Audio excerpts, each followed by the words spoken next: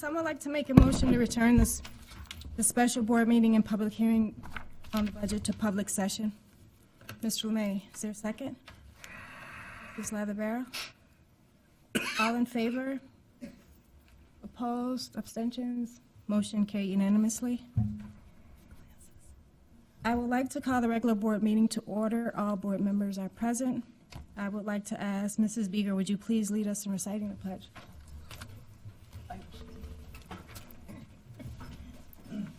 I pledge allegiance to the flag of the United States of America and to the republic for which it stands, one nation, under God, indivisible, with liberty and justice for all. Thank you. Please be advised that in the event of a fire emergency, an evacuation should be necessary. An alarm will sound. Please note all marked emergency exits and evacuate well away from the building. At this time, we request that everyone turn off their cell phones and any other electronic devices. Please and thank you. Would someone like to make a motion to approve the agenda as presented? So moved. Dr. Lucida. Is there a second? Mr. Smith. Any discussion? I believe we were considering removing item B from the consent agenda, the budget transfer. Yes. Thank you, Mrs. Leatherbarrow. Where's All in favor? Uh-uh. I'm sorry, Mr. Lemay. Just B1A. Would like to request that item B2, the repair reserve bid award, be broken out for a separate vote. Yes. Mr. Lemay, thank you. Anyone else? All in favor? Opposed? Abstentions? Motion carried unanimously. I would like to present, I'm sorry, I would like to make a motion to approve the consent agenda as presented. So moved. Was Dr. Lucido. Second? Mrs. Beer. Mr. Lemay has pulled the repair reserve bid. Thank you. We will now vote to approve the consent agenda minus the repair reserve bid. All in favor? Opposed? Oh, Abstentions? and that's without the B1, correct? Right? Yes. Okay. All in favor? Sorry. Opposed? Abstentions? Motion carried unanimously. Would someone like to make a motion to approve the repair reserve bid as presented? Mrs. Leatherbarrow. Is there a second? Mr. Mecca. Discussion, please. No discussion.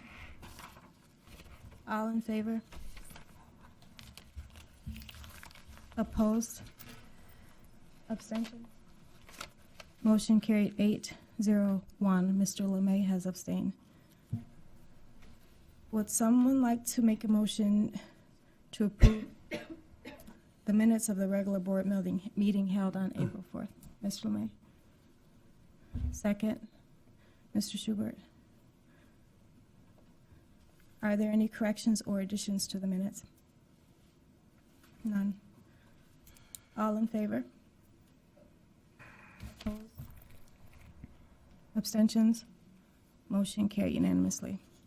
Would someone like to make a motion to approve the minutes of the special board meeting held on April 18, 2017 as presented? Mr. Lemay? Second. Mrs. Beeger? Are there any corrections or additions to the minutes? No? All in favor? Opposed? Abstentions? Mr. Schubert, I don't think you read the meeting. Mr. Schubert is Yes, what? You're abstaining. Did I? No, you didn't, but you will, Okay, right? fine with me. Okay, thank you. Motion carried 8-0-1. Mr. Schubert abstained. Oh, that's right. I was. Could I have a show of hands who will be attending the Erie County Association of School Boards dinner to be held on June 1st, 2017? Mr. Mecca, Mr. Schubert, Mrs. Leatherbarrow on this side. Okay. That's right. Okay. The delegate assembly meeting is going to be the delegate assembly meeting was held on April 27th, 2017. Mr. Mecca, do you have anything to report on the delegate assembly meeting? Not at this time, thanks. Thank you. What time will you have something? Does anyone have anything else to report under Erie County Association of School Boards? Mrs. Serafin, would you like to introduce the candidates running for the school board this year, please? Yes, there are 7 candidates for the school board this year, and I will introduce them by their number on the ballot. A drawing was held on April 18th, and this is the order in which the candidates were drawn. If you would come up to the podium when I read your name. 1A, Dr. Michael Littman. 2A, Philip S. Meyer. 3A, Kurt R. Vinator.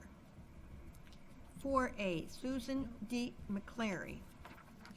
5A, Shonda Brock. 6A, Liam T. O'Mahony. 7A, Julie Algubani. Thank you all, and we wish you all well.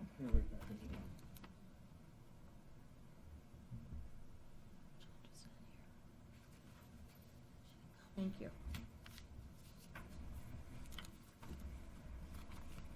Thank you, Mrs. Serafin. Good luck to the candidates. Would someone like to make a motion to approve the hiring of workers and rates of pay for the annual district vote as presented? Mrs. Beeger, is there a second? Mr. Lemay, any discussion? No. All in favor? Opposed? Abstentions? Motion carried unanimously. The community forum was held on Saturday, April 29th, 2017, from 9 to noon at North High School. Mrs. Leatherbarrow, would you like to report on the event, please? Yes, thank you. On Saturday, April 29th at North High School, we had our final community forum for this year. There were 22 people in attendance, including 5 board members, 4 staff, 13 parents, if you include board members who are also parents. And also, 4 of the people in attendance were candidates as well. We had a really deep discussion. I really enjoyed this forum, going back and forth and engaging in lots of meaningful conversation and dialogue. Some of our topics of conversation this year were on same-sex math classes at the high school level, elementary class sizes, drugs in our high school, the use of technology, class rank, and religious observances. So those were the topics that we really got into on a pretty deep level, and I really enjoyed that opportunity, and I thank those people who took their Saturday morning to be with us. So thank you. Thank you. Any other comments from board members that attended? Mrs. Beeger? I'll just echo Mrs. Leatherbarrow's sentiments. What I enjoyed about it was parents really just talking about issues, things they're seeing, and the conversation back and forth was really great. It made me think about some opportunities in the future that we might have to support more ideas that parents have, even coming together and forming some smaller groups or things that the school could support to get parents together to talk about these things, because it's just nice to talk and communicate across schools. It was a really, really good morning. Thank you. Anyone else? Thank you. The 60th Annual Service to Youth Awards presented by the Williamsville PTSA Council will be held on Monday, May 8th at East High School. There will be a reception at 6 p.m. in the Commons with the award program in the auditorium at 7 p.m. This year's recipients are Cheryl Goldstone for the professional category, Eliza Dimset, professional category, Mary Beth Gerard, support staff, and Laura Brand, volunteer. Congratulations to those recipients. Dr. Marshall, would you like to give a community update, please? Sure. Thank you, Mrs. Vasquez. Just to echo Mrs. Beeger and Mrs. Leatherbarrow's comments about the community forum, it's a great opportunity to have conversations with our parents, community members from across the district. very insightful, and I appreciate all the board members' participation.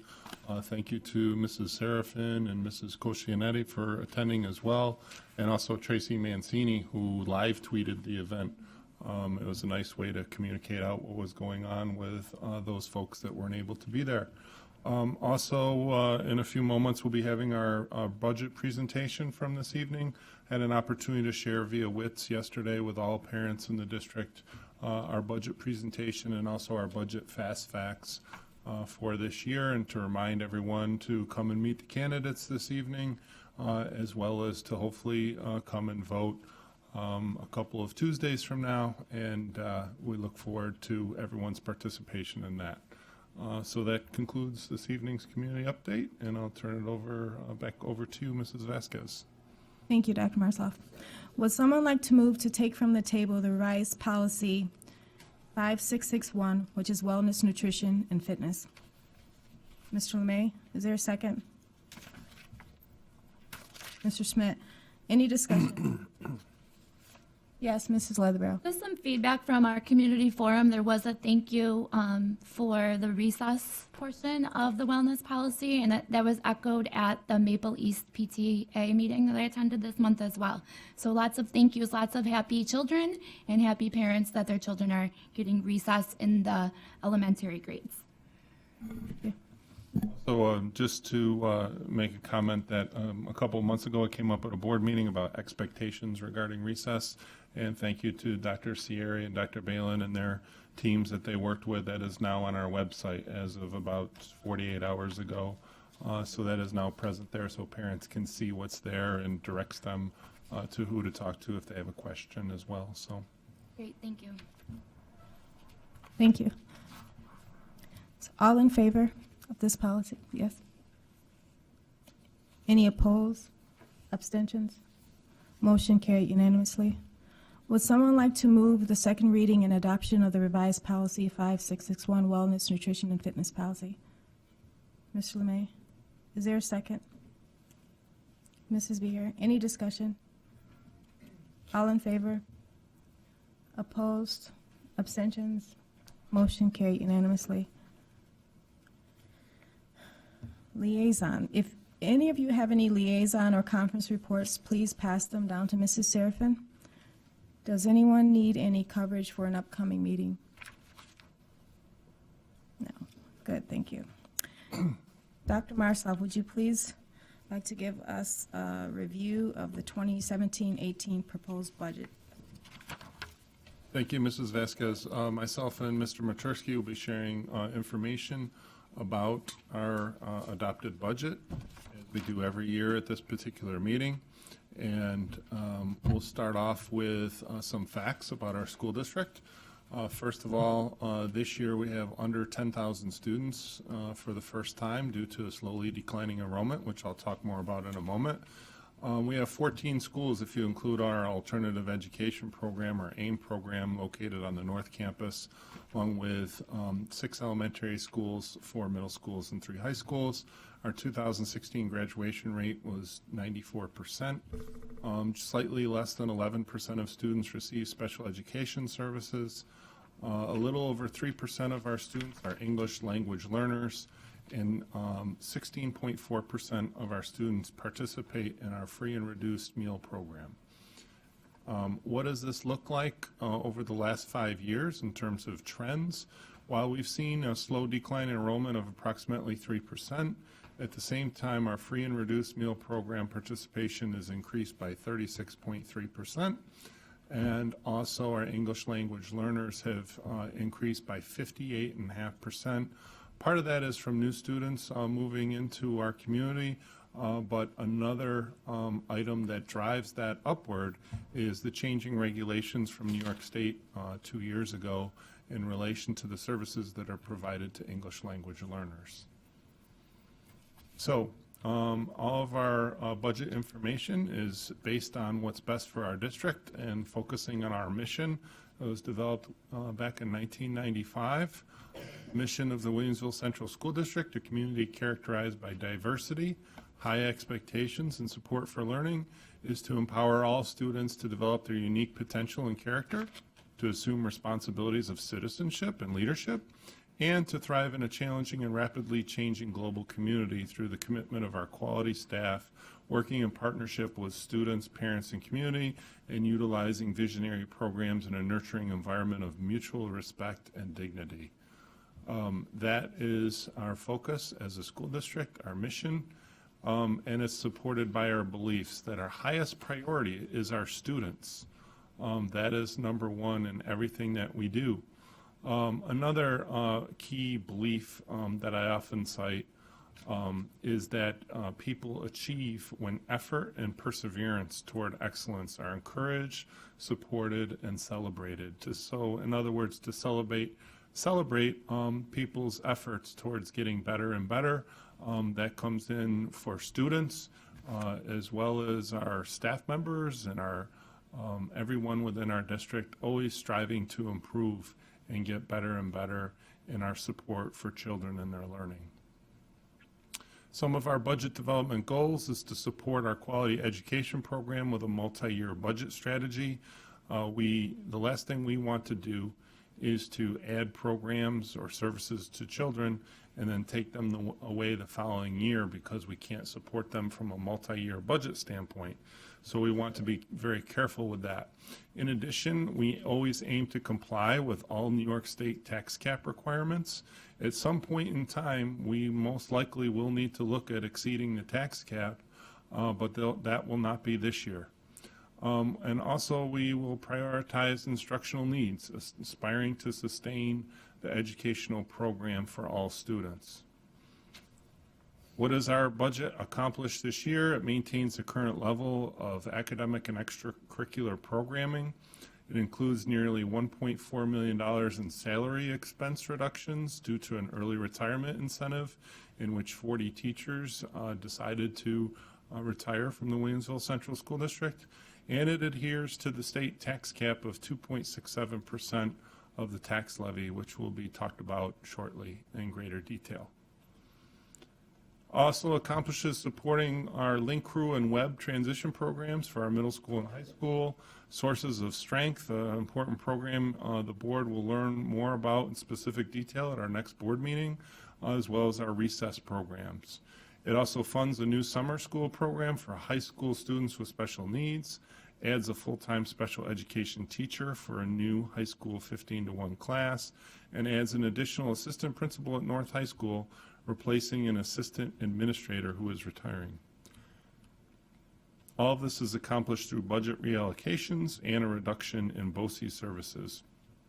This budget also accomplishes our long-term plan of looking to reduce class sizes, particularly at the elementary level. If you go back to 2014-15 and you look at the class size guidelines established by the Board of Education, in kindergarten we were 18 to 22 students. That was the first year we reduced that down to 16 to 20 students for our kindergarten class size. And then last year in the budget process, we reduced grade 1 and grade 2 class size ranges by 1 student each, down to 19 to 23 and 20 to 24 respectively. And then this year's budget results in reducing class sizes in third grade down from 23 to 27 students to 22 to 26 students. And at this time, I'll turn over to Mr. Matursky to talk more about some of the specifics as it relates to the dollars and cents of our budget. Mr. Matursky. Thank you, Dr. Martzloff. I'd like to begin by reviewing the program continuation expenses. And these are the items that have been presented throughout the budget development process. The final expenditures are made up of employee salaries of just under $3.6 million, Social Security tax increases of $100,000, health insurance increases of $417,753, and student services, a $100,000 increase in that area, as well as debt service of $100,000, and student transportation for our contractual increases of $200,000. So in total, the expenditure side of the budget is going up $4,516,614. On the revenue side, we are looking at unfortunately, a decrease in our state aid in the upcoming year of $174,884. We are receiving more sales tax revenues. They're projected to increase by $125,000, and our other revenue category is really made up of a number of items that are more or less smaller in nature, but they do impact our budget, and they're increasing by $44,000 as a total amount. And then our tax levy increase, which is under the tax cap, $3,125,488. So with all of those totaled, the increase on the revenue side is $3,119,604. So again, looking at the difference here on what we needed to do in order to balance the budget, as you see, our revenues are not quite at the same level of our expenditures, but fortunately, we have salary reductions that are able to be taken advantage of due to some retirements that have occurred in the school district. So as a result of that, we have a balanced budget, and that is important not just for the revenue and expense, but it's required by law. When we look at the actual aid broken down by category, you can see that our state aid represents $40.5 million, or about 21.80% of our total revenue budget. Pilots are payment in lieu of tax agreements, special agreements made with industrial development agencies. They are budgeted at $3.2 million, or 1.72% of the revenue budget.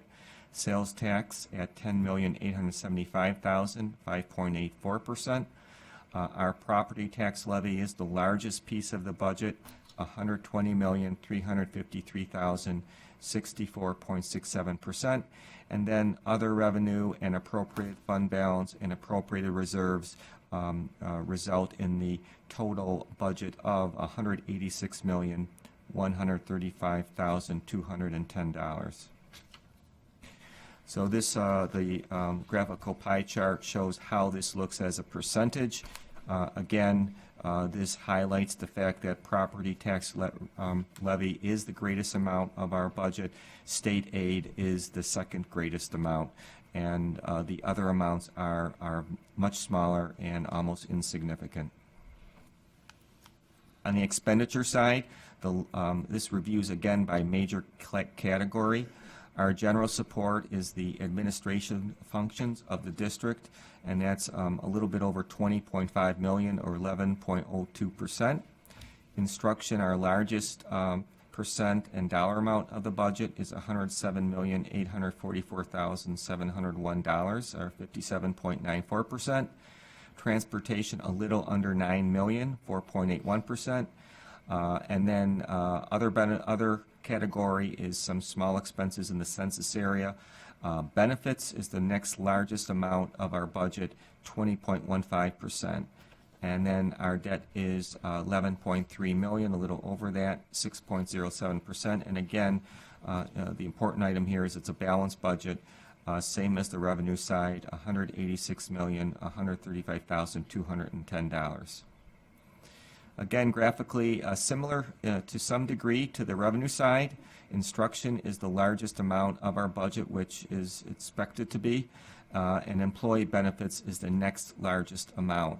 So again, those are the two key factors on the expenditure side of the budget.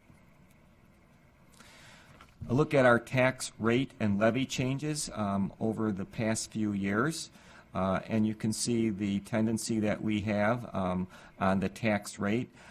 We have tried to maintain that as low as possible, and you can see that in the current year we're estimating it to be 1.42%, and the tax levy at 2.67%, and the budget at 1.70%. And again, it's important to note that we have not exceeded the tax cap in any of these years, and the other point is the estimated tax rate is based upon the 2016 assessed value. So we do know that that will change, but we do not know to what extent it will change. Reviewing how the Amherst reassessment process affects school taxes. The district does not receive any additional funds as a result of the reassessment process. What will occur is the total assessed values are expected to increase, and if that increase is greater than what the 2016 assessed values were, that will reduce the tax rate below what is estimated, below the 1.42% increase. So again, on the tax levy side, there is no impact for the school district in regarding the reassessment process for the town of Amherst. So again, assessment increases do not result in additional revenue to the school district. The New York State law controls the increase that we have in the tax levy.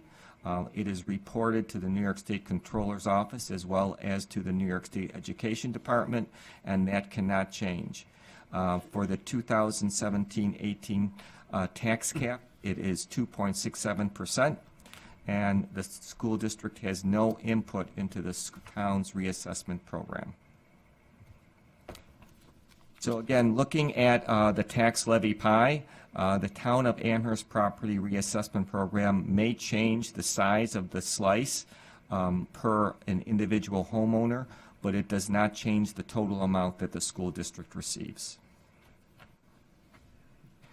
So just in conclusion, the total estimated 2017-18 budget is $186,135,210.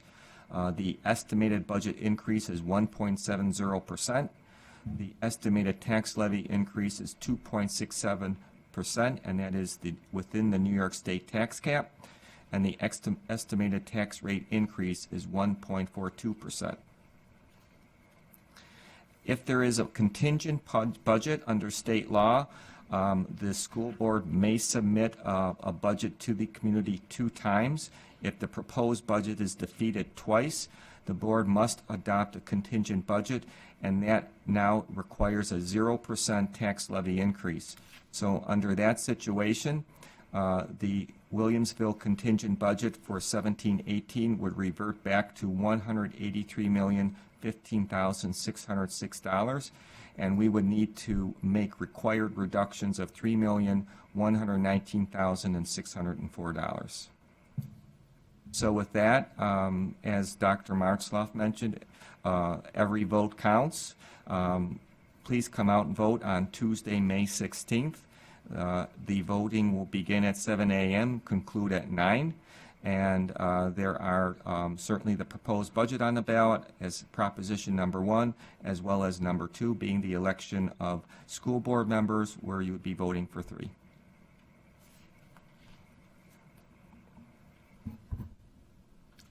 I know we've been over this before a number of times with the board at previous board meetings, but happy to answer any questions that any board members might have at this time. Well, that's fun. Mrs. Leathergrove. I think I was looking through my budget and I think I figured it out, but can you just explain the debt service, the bands, the bond anticipation note? Because I noticed it was like 0 for the past 2 years, and this year it's got quite a bit budgeted for that. Yes, when we were audited by the New York State Comptroller, they recommended that we would budget the amount that we're going to pay for the bands in the upcoming year. So that is why that's a change. Is that in response to the criticism that we had too much money saved somewhere? No. Or no, that's separate. Okay. Any other questions? Yes, Mr. LeMay. I just want to say thanks. This is a very lengthy process that we've gone through, and I know we've made a lot of questions and comments in regards to all of this. But I want to thank everybody that's been involved in this entire process now that we've approved it as a board, and now we put it in front of the public for a vote here in 2 weeks. So thanks. Thank you. Anything else, Dr. Martzloff?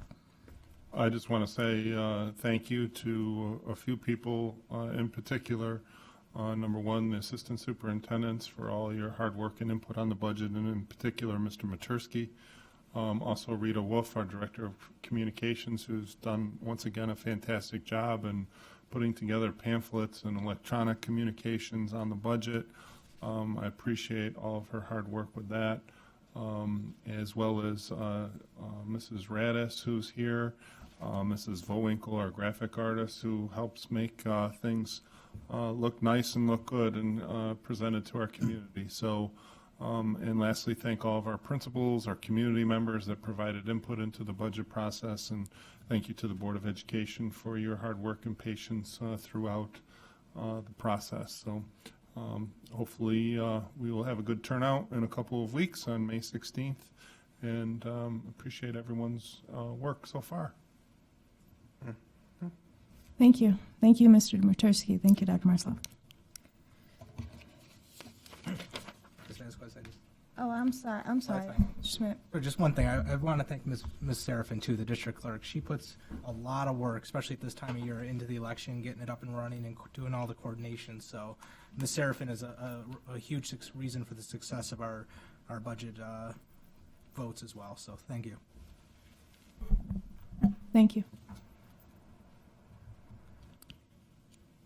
We will now hold a public hearing on the proposed budget. Is there anyone who would like to address the board about the budget? If so, please go to the podium and state your name and address and sign in, please.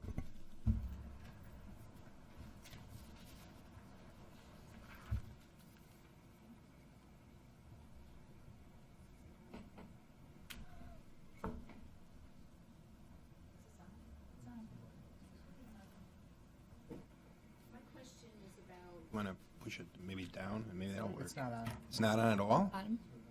Just come through. We're using the one on the floor. Hear it.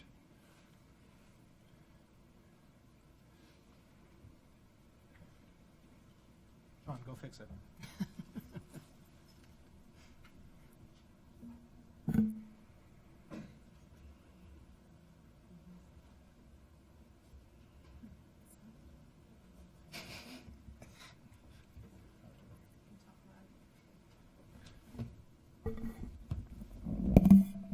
Ours? Peter dropped the ball here. No. I'll just talk loud. My question is about the retirement of 40 teachers. Are there replacements included in this budget?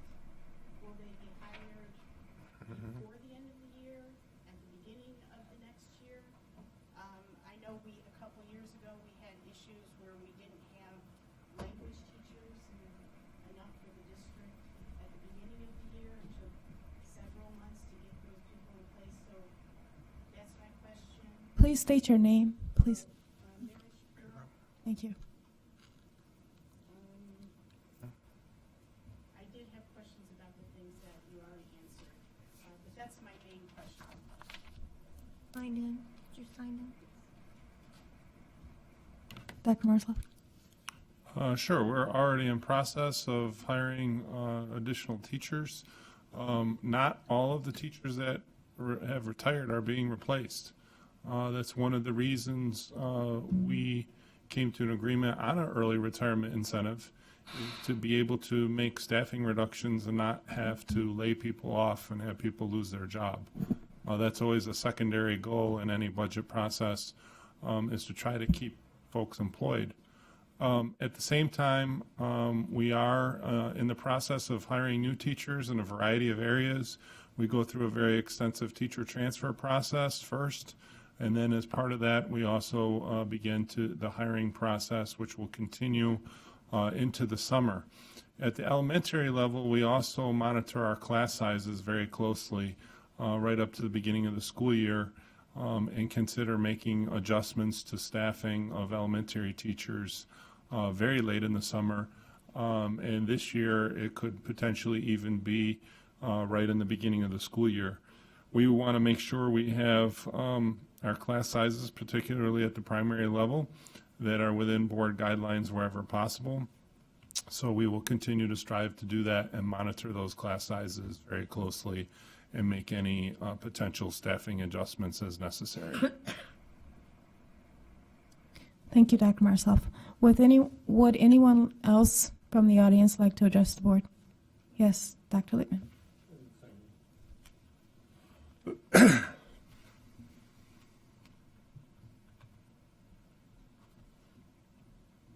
My name is Michael Littman. I live at 142 Autumn View in Williamsville.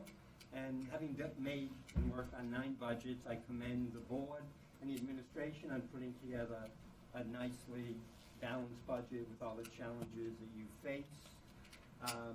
I do want to commend you on 2 things that I think are always important to have in the budget: issues relating to our special needs students and on student wellness. The thing that does jump out at me is a one-time issue is the fact that we balanced a lot of this budget on the fact that a number of teachers retired. That's a short-term kind of response. Should I sing that? And I guess I'll echo Mrs. Shapiro's point that balancing a budget by reducing your most senior teachers is somewhat problematic because, again, losing that large amount of experience has an impact on schools and in classrooms and our children.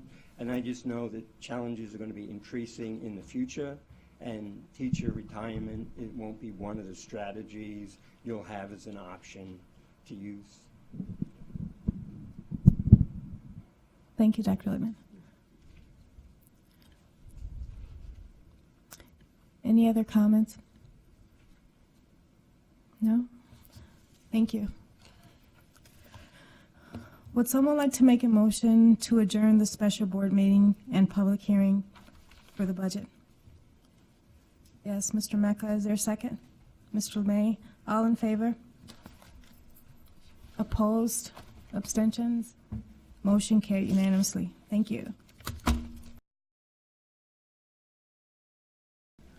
Good evening, everyone. I'm Sam Alba, president of the Williamsville PTSA Council and one of your 3 hosts tonight. On behalf of the council, I'd like to welcome parents, students, administrators, faculty, and other community members to the 2017 Board of Education Candidates Night. Representing the council are myself, Co-Vice President Lisa Simon, and Corresponding Secretary Sue Jones. The PTSA Council strives to work closely with all 14 PTSA units, the Western Region PTA, the Board of Education, and the Superintendent to meet every student's educational goals and enhance their overall academic experience.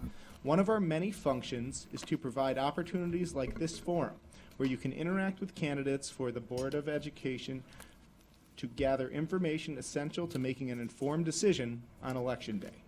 Candidates will present their positions on topics and their understanding of issues important to you as parents and community members, as well as to our children, who are the future of the country and the world. The forum will begin after audience members write their questions on the index cards shown. I don't have any, they've already been distributed. So look around in the audience for index cards and come see one of our hosts if you can't find one.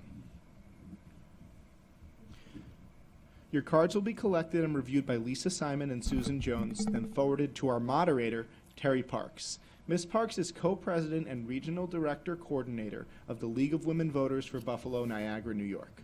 Lisa Simon and Sue Jones will identify the questions to be asked, combining similar or like questions. We anticipate having enough time to address up to 4 questions. It might be less than that with 7 candidates, however. Each candidate will have 2 minutes to answer the question. Carolyn Como from the League of Women Voters is also here. She will serve as our timekeeper. She will provide a 30-second warning using a yellow sign, which is to be followed by a red stop sign when time has expired.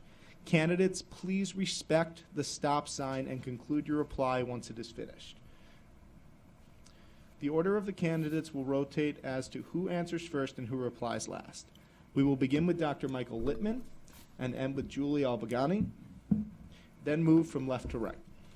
When the program ends, you will have a chance to engage with each of the candidates. We'll start with each candidate introducing themselves at the podium. The time limit for an introduction is 2 minutes. Please feel free to take a Board of Education candidate fact sheet with you. We encourage all members of our community to vote on May 16th at the Williamsville North High School Gymnasium. Polls are open from 7 a.m. to 9 p.m. I am not going to be here because I have a 10-day-old baby at home, so I wish all our candidates the best of luck. I've got to go take care of my wife, and Terry Parks from the League of Women Voters is now going to read everyone the rules. Thank you. Thank you, Sam. Thank you, Sam, and good evening. Since all of the candidates are here, I don't have to read a couple of the rules that won't apply to this evening.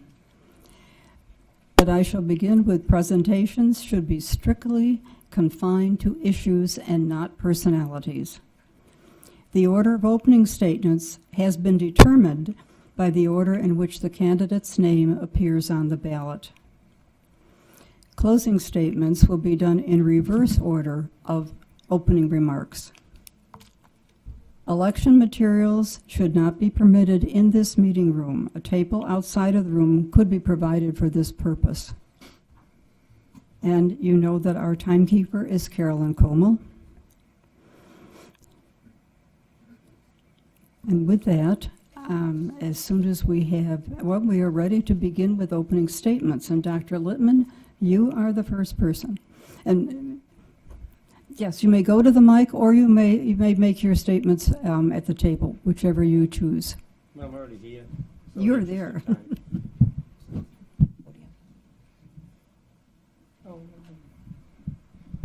I would like to thank the PTSA and all in attendance tonight.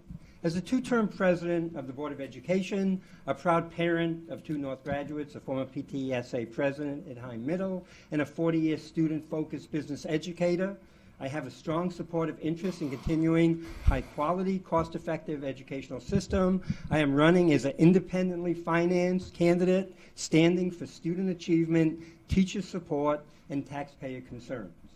Last Friday, I was a keynote speaker at a conference at the University of Latvia. I spoke about 6 ethical leadership strategies for success. These include making decisions based on honesty and fairness, respect and responsibility, kindness and courage. I'm a member of the Amherst Town Board of Ethics, a keynote speaker on leadership ethics at an international conference with a record of ethical decision-making as a member of this board. I'm also a 30-year member of NYSET, and I'm an elected delegate of UUP. So then what is the reason the WTA Executive Board did not invite me for an interview? Are they afraid of my ethical decision-making based on facts and not supporting their agenda? The WTA agenda follows the NYSET playbook on taking over local school boards, elect union-sponsored candidates, gain a majority of the board, remove the superintendent, and negotiate contracts with large pay raises and better benefits from the board members they financed while they're taxpayers and parents are fooled by it all. Please see my letter to the editor in Amherst B titled Union Candidates Are Not Always the Most Qualified. If the 3 union-endorsed candidates are selected, we'll be faced with higher taxes, and if revenues do not keep up with expenses, we will soon see teacher and program cuts, as well as exceeding the tax cap.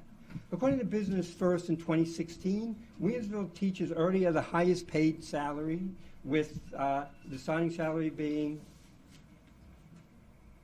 okay, thank you. But I'm here for one reason. My agenda is about students, and time flies when you're having fun. Oh, yeah. Philip Meyer. Good evening. Thank you to the PTSA and the League for this event tonight. I see some familiar faces, but most of you don't know me. So let me start off by giving you a brief bio and why I'm running. I am a product of this district. I went to Williamsville East. My overall education is very mixed. I got my BA from SUNY Buffalo. I got my MBA from Union Graduate College in Schenectady, and my law degree from Albany Law School. I am a small business attorney, a small business owner, and I am also one of the deputy town attorneys and prosecutors for the town of Amherst, and a former adjunct business professor. I live in Williamsville with my wife Cecile, my daughter Sophia, and in total I have called Williamsville home for about 10 years now. So why am I running? Well, there's a number of reasons, but number one, I now have a family and a daughter who give me a personal stake in the continued success of our school district.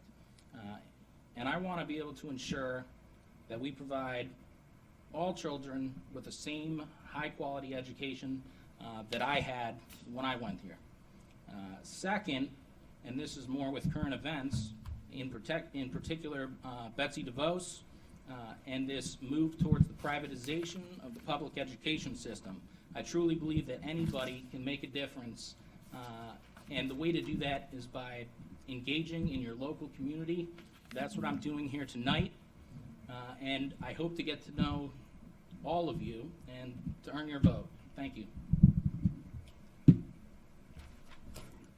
Susan McClary.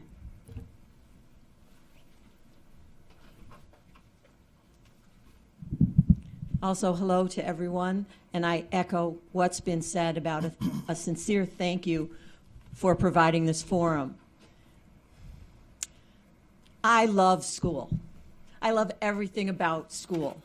I like going to school. I love being a teacher. I loved going to PTA meetings. I loved being involved in committees. I loved now going and watching my grandchild at various extracurricular activities. So I have a vested interest and a stake in the Williamsville district. I have lived here for 17 years. I have watched the Williamsville district be a district of excellence, a district where teachers care, where parents care, where administrators care, where community members care. And it's really, really important to make sure that we continue based on, unfortunately, some of the things that are coming down from the national level and our state education department, et cetera, that it's really important that we spend our time and our efforts to continue to nurture and protect our students. If you think about the little kindergarten munchkin on his first day holding a parent's hand heading into school, and then he becomes the clueless middle schooler who's going through that stage of his life, and then all of a sudden you have that tall senior and she's heading across the stage and it's all over in a blink of an eye. And so we need to make sure that we are working with our young people. I certainly have specifics about each of the issues, and I'll talk about those with your questions. Thank you. Okay. Kurt Benatar.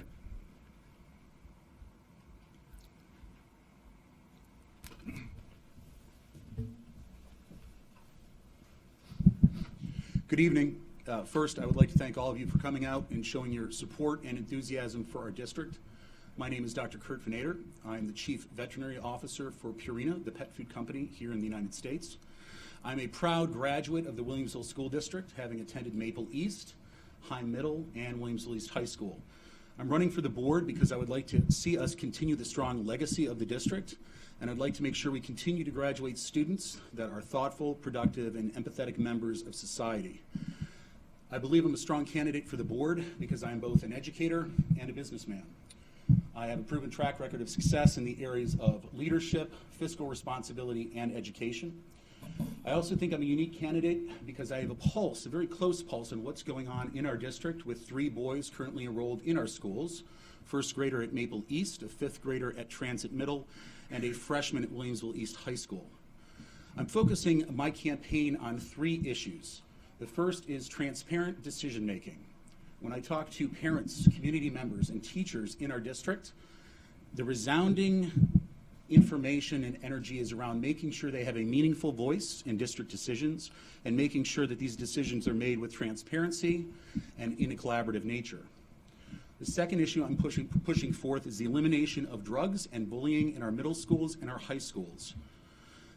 Drugs in particular are becoming a very serious problem, more so than when I was a student in this system.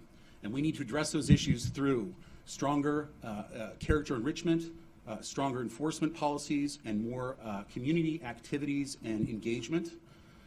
The third issue is improving education.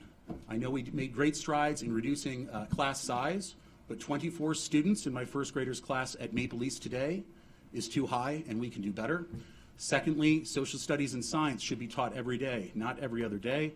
And third, I'd like to see us bring a little more creativity back into the classroom, not just focus on the Common Core. Thank you again, and I would greatly appreciate your vote. Shonda Brock.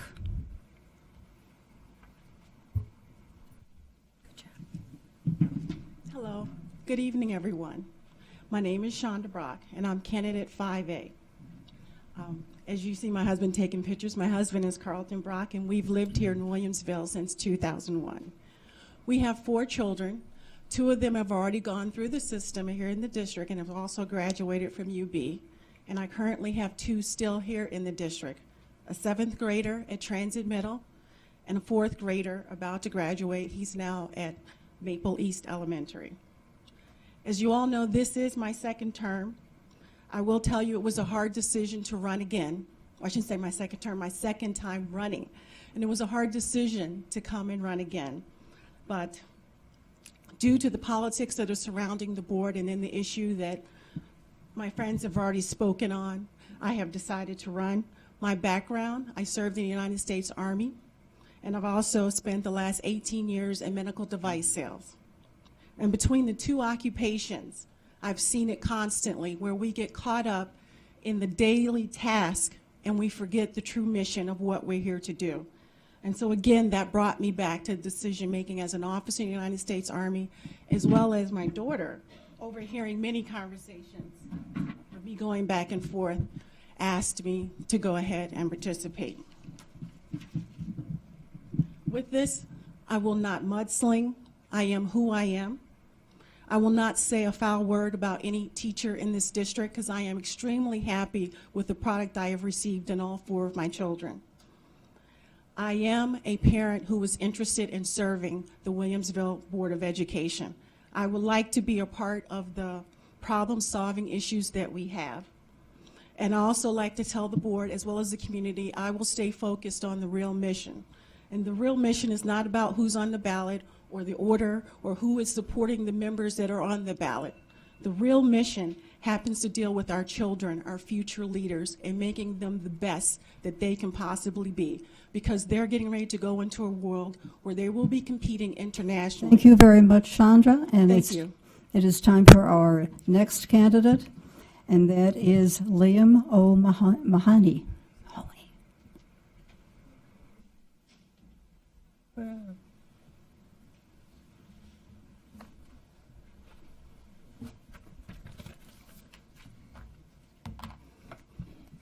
Good evening, everyone. I'm Liam O'Mahony, candidate 6A. I am getting a head start on being involved in the district. I have a 2-year-old daughter who will be at Maple West in a couple of years. My family actually moved in 1979, and I attended Maple East and had a great experience. And don't hold it against me, but we did move to Clarence, and that's where I graduated. But I'm back. 4 years ago, we moved back to the area. And I want to be involved as a parent from now until she enters school. I want to be involved in better communications, keeping this district great. From here, I was able to go to Cornell and work in cities like Seattle, Chicago, and then I came home. And 3 areas that I'm focused on, and I was pleased with the budget, is this investment in special education and social support programs for students that are vulnerable, social pressures, isolation. I think those programs are important. We have a lot of great students, and it's important that we keep an eye on those that may be headed towards wayward paths. The common balance is what I'm looking for in education, more creative, experiential learning, group projects. I remember a great experience in the 80s and 90s reading books, movies, great experiences. I think our students are missing out on some of that with all the testing. And also want to evaluate the communication that goes out from the board and from our administration. Are we being responsive? Are we being regular in sharing good and bad news? I think we need to perhaps work on that.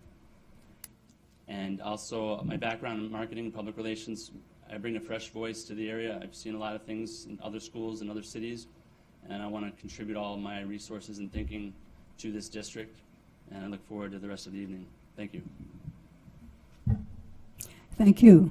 And our last candidate's opening statement is from Julie El-Gobani. And Julie, you get to go first at the end. Thank you. Good evening, everyone. Thank you so much for giving me the chance to speak this evening. My name is Julie El-Gobani. I'm a lifelong resident of Erie County. I'm a mother of 2 amazing students that attend South High School.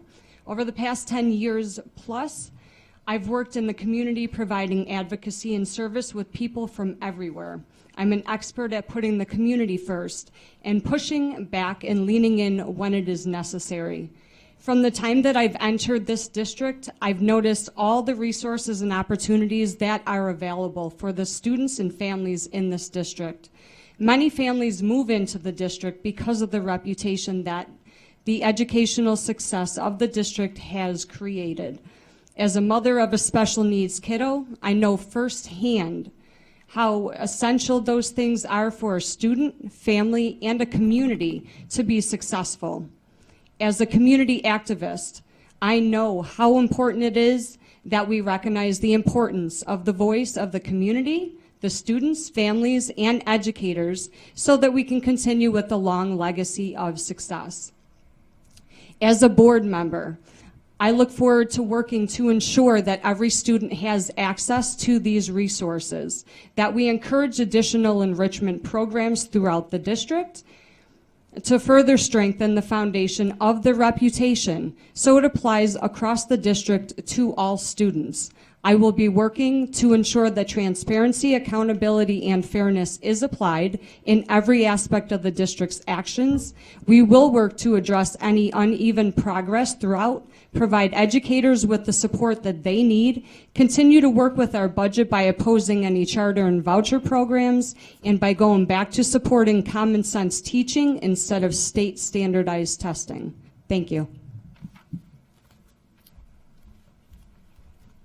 Thank you. Now, Lisa and Sue, do you have questions for us?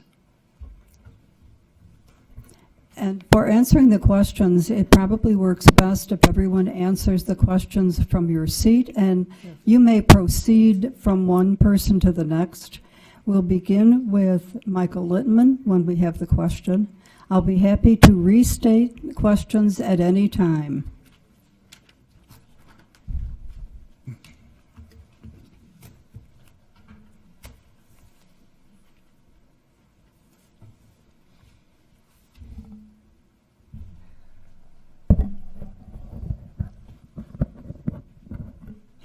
Board members attend up to two board meetings a month, attend 2 PTA and/or committee meetings a month, a quarterly community forum on a weekend in addition to any ECASB or NYSSBA meetings. Since being a board member requires such a time commitment, if elected, are you able to fulfill this time commitment the position requires? All I can say is been there, done that for 9 years. As a member of the board, I attended almost everything. I attended school visits. I attended meetings. I attended outside activities, anything that was part of the task. And that's one of the things I want to remind the people who are running for the first time is that it's a commitment. It is much more time-consuming in researching material, and face time with the community and meeting with the board, and than you might expect. But it's a challenging, but really fun. I mean, that's why I'm back, just because I'm back. Yes. Mm-hmm. So that sounds very loud. So that's actually a question that I gave a lot of thought to before I decided to run my petitions and submit it, because you do have to be able to commit to what it is you're saying you're going to do. And based on my introduction, you can already tell that I have a lot of different obligations. And the way that I've resolved that in this context is that I have removed one of my previous obligations, which was being an adjunct professor at Bryant and Stratton teaching business. And so I'm confident that I can meet those requirements. Otherwise, I would have never sought to do it. I have been involved in a lot of activities and a lot of boards, and the statement may sound slightly trivial of saying it takes a busy person to really find the time to do all kinds of activities. But in terms of myself, by the end of this current year, I will not be working in any official job, so that frees up more time for me to be involved in the activities of the schools in terms of going to meetings and having a chance to interact at the different schools and at the different outside activities. Thank you for the question. The short answer is yes. When I commit to something, I commit fully. I gave a lot of thought to this. I'm very passionate about this. We have many discussions in my household with my high school sweetheart and bride many times. So we're very passionate about this. So yes, I previously sat on boards across the country. Most recently, I was on the SPCA board. I was on the Dean's Leadership Committee at Cornell University, and I was part of the external committee at the Center for Executive Leadership at Texas A&M University, and I fulfilled my requirements for all of those. I'm no longer on those, and I'm interested in, again, being active. I think you raise an excellent point. I'm a very transparent individual, if you can't tell already. I enjoy being very busy. I do, and I like taking on new challenges. So yes, I'm committed, and yes, I will happily fulfill the responsibilities. Again, the answer is yes on my behalf. That was something that my family, we talked about extensively before running. But I also like to say I have 2 children already in the district, and I was up at the school today. My daughter got sick, had to bring her home. On a personal note, I'm up at the school, at both schools, at least twice a week, so I feel like I'm probably already making the rounds. But again, yes, that was something that we considered, and yes, I can make that a part of my life and a part of my schedule. Yes, definitely. Well, that did come in loud. I look forward to the Tuesday meetings, the Friday school visits. It's a tremendous opportunity to get in the community and see all the schools. My education started in this district, so I'm fully prepared to take this on. Other board positions I had, I'm not active anymore, so this is something that my family agreed I can do this and I need to do this. And it's once I have the dates for the year, I lock those dates in, and in my boards in Phoenix and here in Buffalo, I attended all the meetings, so I look forward to it. Thank you. So my answer is yes, of course. And in terms of having the time, so I've spent years, 10 plus years, doing extracurricular activities, activism in the community, all of which is volunteer.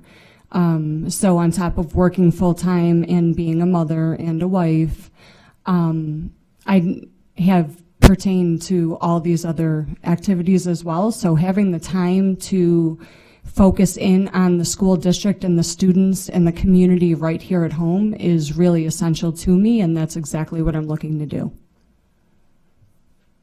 Thank you all. The next question, the first person to respond will be Philip. The Supreme Court recently reaffirmed that under the Individuals with Disabilities in Education Act, CIDEA, every student is entitled to a free, appropriate public education. Disguised in the Health Care Act, which passed the House today, was a reduction in Medicaid funds for students with disability. What would you do to ensure every student receives a free, appropriate public education? Well, To the extent that the answer lies in funding, there's little that we can do about an already existing budget. In other words, to provide the resources that they would need to have that. But the board can certainly be an advocate with our own representatives here locally to bring about some kind of action in Albany so that we get the appropriate funding. I did read actually just before this meeting about the cuts, which is certainly going to affect this district. It's going to affect a lot of districts, and a lot of children are going to be negatively affected by it. Hopefully, the state will step in where the federal government failed. I also see that it's more and more important that this district, and of course other districts, become even more creative than they have been, or we have been, I should say, that there are some ways that items can be redistributed and perhaps moved around, but the reality is that it's going to take lobbying and legislation and working with our people in government so that it's well known to them that those of us who fully and completely advocate for public education and for dignity for all students, that we will not accept some of these changes. And so we need to continue to be extra vigilant, to continue to lobby, to continue to voice ways that we feel uncomfortable at the direction some things are going, and at just a district level to again make sure that each and every year all of the resources that are possible are indeed used successfully. Thank you for the question. I guess I'll address it from two lenses. First is more of a internal lens at home, and then the external lens. I think from the internal lens standpoint, we'd certainly work, I think it's important for the board members to work with the experts, the finance individuals, to look at what opportunities we may have to move budget lines around, because it is imperative that we provide a comprehensive and rich educational environment for all students. I'm a firm believer in that. So I think we can look at the budget and see where we need to address based on the overall budget cuts. So that's the internal lens. I think the external lens, and I think you raise an excellent point, is to make sure that we are providing a voice, a reasonable voice and a loud voice out from the school district in appropriate fashions to the right people.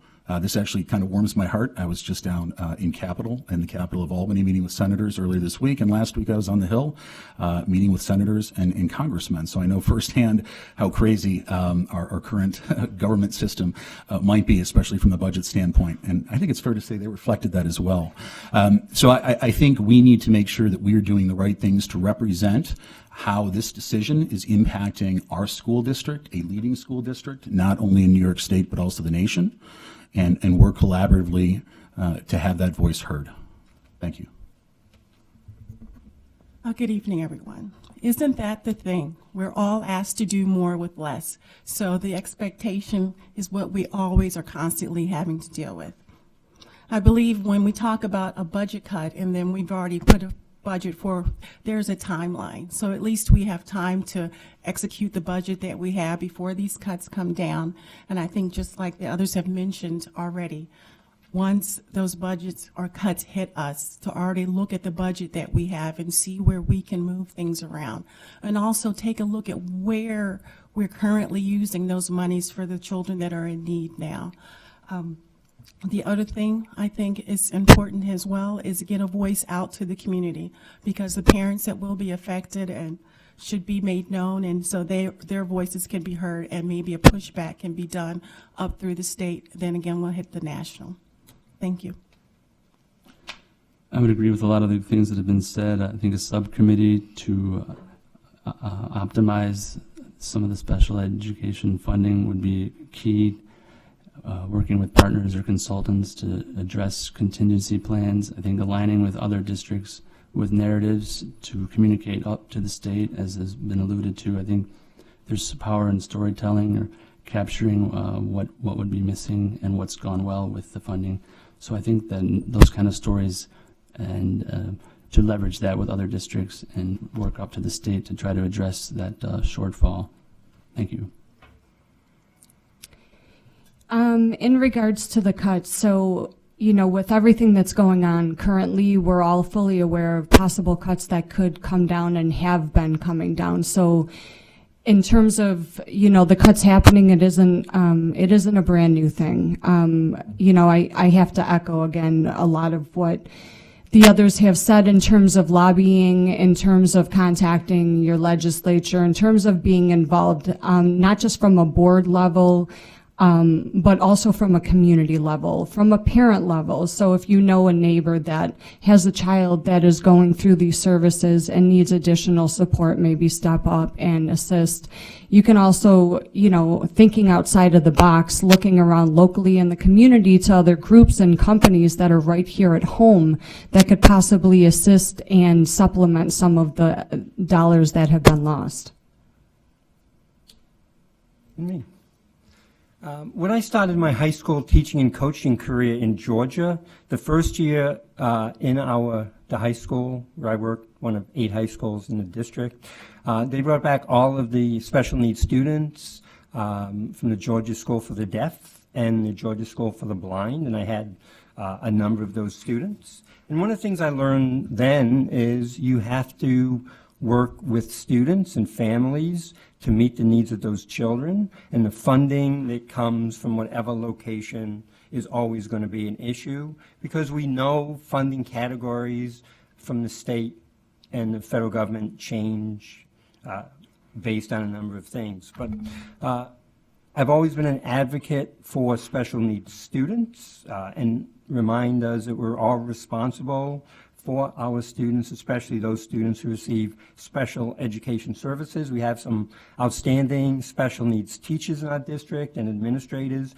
who handle all this, but again, I'll have to agree with my colleagues who are here tonight saying that continue to use our resources well, take care of all of our students, and work with the legislators and NYSBA, the New York State School Board Association, to increase funding that will support the services our students need. Okay, thank you very much. And now we are on to the third question. Susan will be the first to answer. And just to clarify, we can only ask questions, and I'm not sure we stated this, and if we did, I'm sorry for repeating it. We can only ask the candidates questions that are applicable to every candidate. So question 3, what is your opinion about how we can help to improve staff diversity? Our student body is increasingly diverse, but our teachers are not. What is the solution?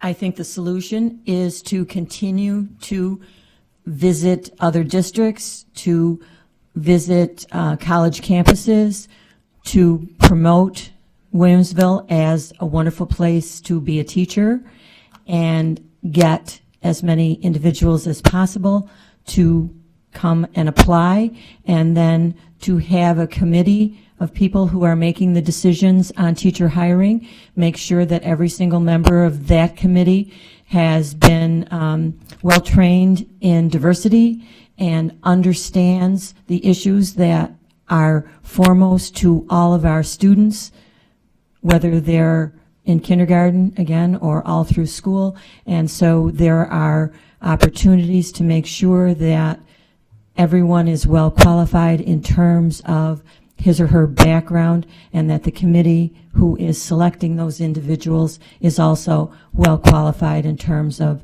their skills and experiences. I think it's critical to have both a diverse student population as well as a diverse faculty and administrative population. I think I'd first start out, I'm a big fan of looking at best practices. across areas. So I think it would be wonderful to look at best practices across other school districts, nearby and far, look at NGOs, and let's look in the private sector as well. I can speak firsthand for the company that I work for. We celebrate diversity. We have diversity leaders across the company. We put a lot of emphasis on this. We have platforms to recruit a more diverse population of employees. And so I think there are a lot of things that we can do from a formalized standpoint to look at other school districts and other organizations that are doing well and learn from them to put those things in place. I also think we have to look internally and celebrate the diversity that we do have and let those folks share their narrative and share the reason why they enjoy working in our district so that they can continue to be stewards working with us to increase the level of diversity, again, and not only across our student population, but across our faculty population as well. Thank you. I think if we're looking to hire diverse teachers and administrators in our district, then we need to make that a commitment and a part of our program. So the committee that is looking at doing that, that needs to be one of the talking points on there. As I said earlier, that my background is in medical sales. I can tell you that if a hospital takes government monies, they are required to hire a certain amount of diversity within the hospitals or within the companies that buy into the hospitals, meaning that they're required to have a 10 or 20% of whatever that number is. Why can't we incorporate that in our district? If whoever is a part of the committee that is looking at bringing in diversity, say that in 2017 or 2018, that it will be a requirement that we will have X amount of diversity recruited into our district. As well as the other point is to go out and recruit. There are many, many, many schools, historically black colleges and universities that have diverse people that are prepared to move here and come here and be a part of our district. So I think we need to make an effort to put ourselves in those environments where we can recruit minorities. And thank you very much. I was going to say about marketing the area and the district is important, and you touched on a great point, having teachers go out on kind of mini goodwill missions to certain campuses and having them tell the story of what great diversity is going on here, and that is a recruitment thing. So a diversity committee, excuse me, to help with the recruiting process and bringing all the different groups together, and then developing an outreach where you go to certain colleges, like you mentioned, and go to New York, go to Boston or Chicago, and draw some of the variety of great graduates that will be coming out of some of the select programs. Thank you. In terms of diversity, first I'd like to say I agree it's good to look at different best practices, but I think it's pretty essential to just look right here at home. So Buffalo is one of the most diverse cities. We've been recognized nationally. There's tons of community leaders in diverse communities right here. And people are willing to talk to and get to know each other.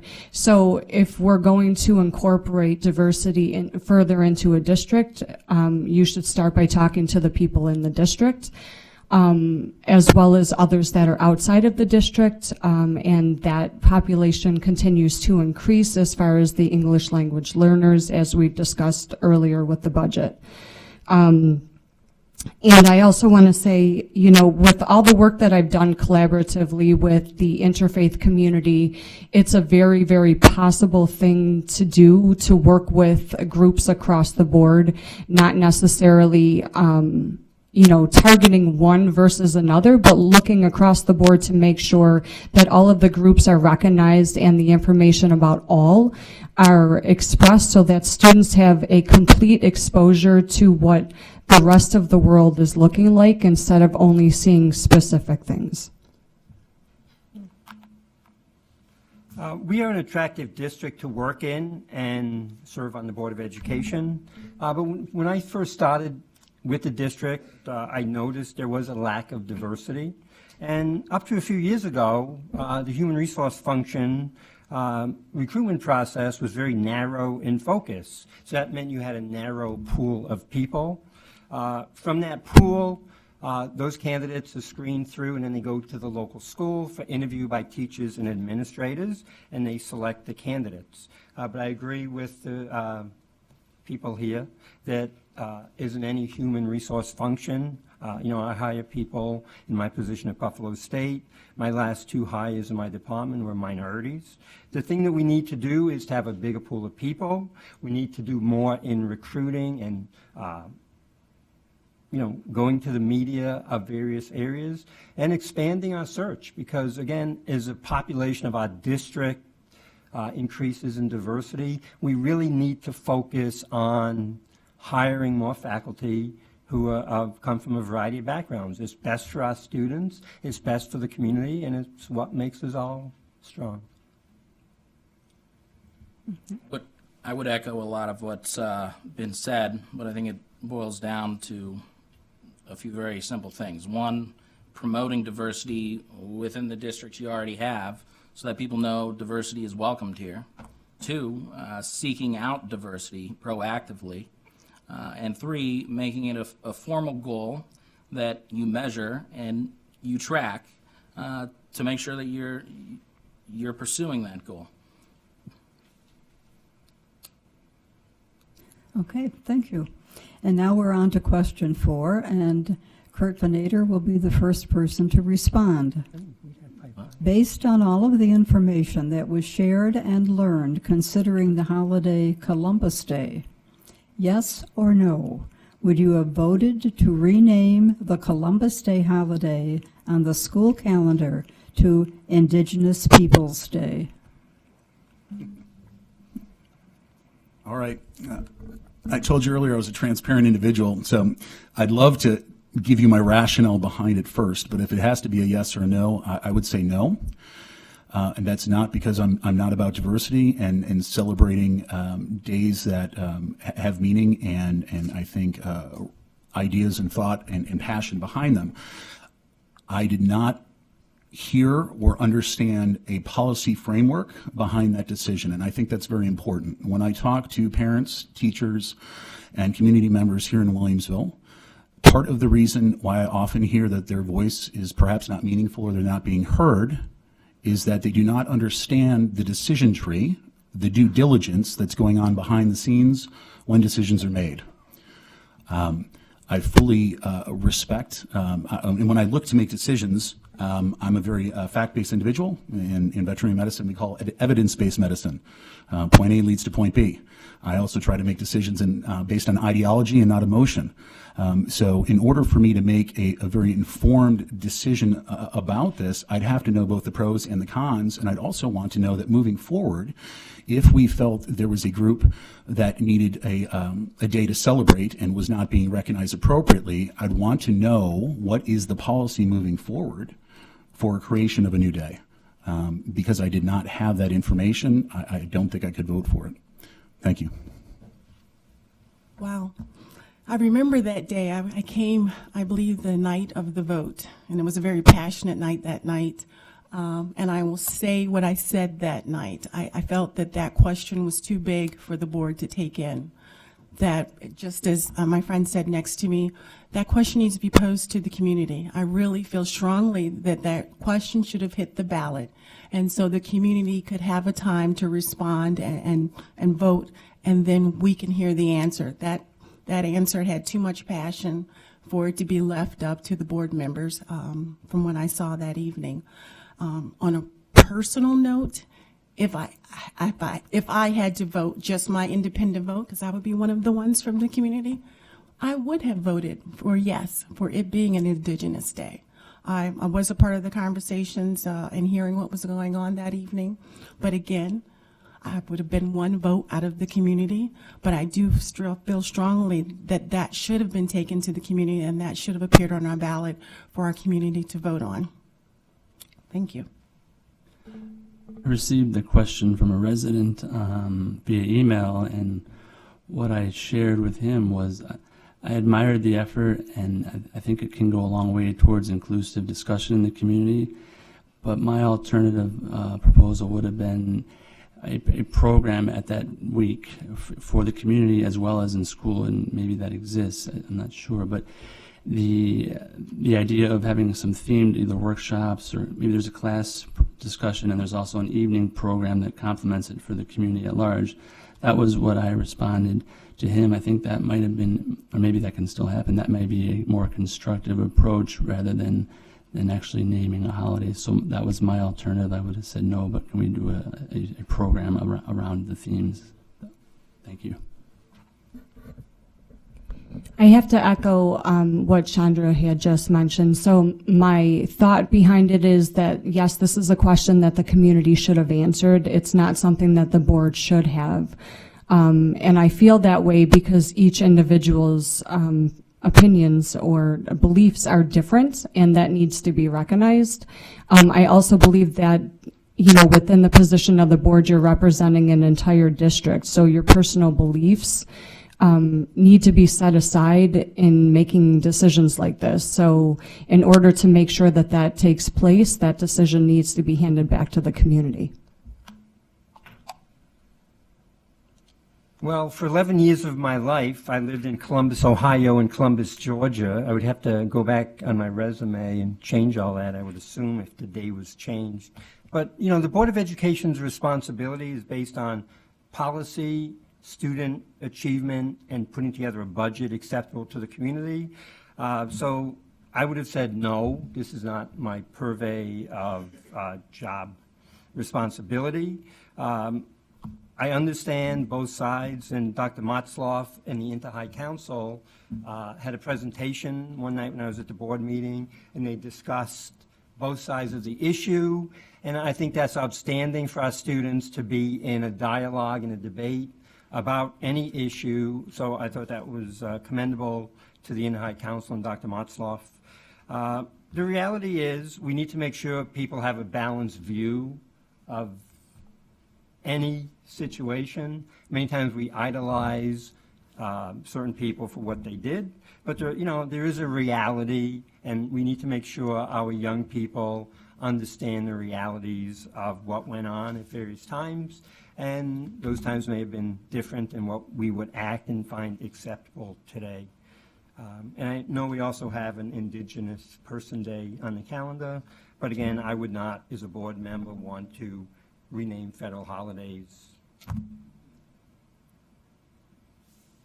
So that's clearly an issue where there are strong emotions running on both sides, and the truth is I can appreciate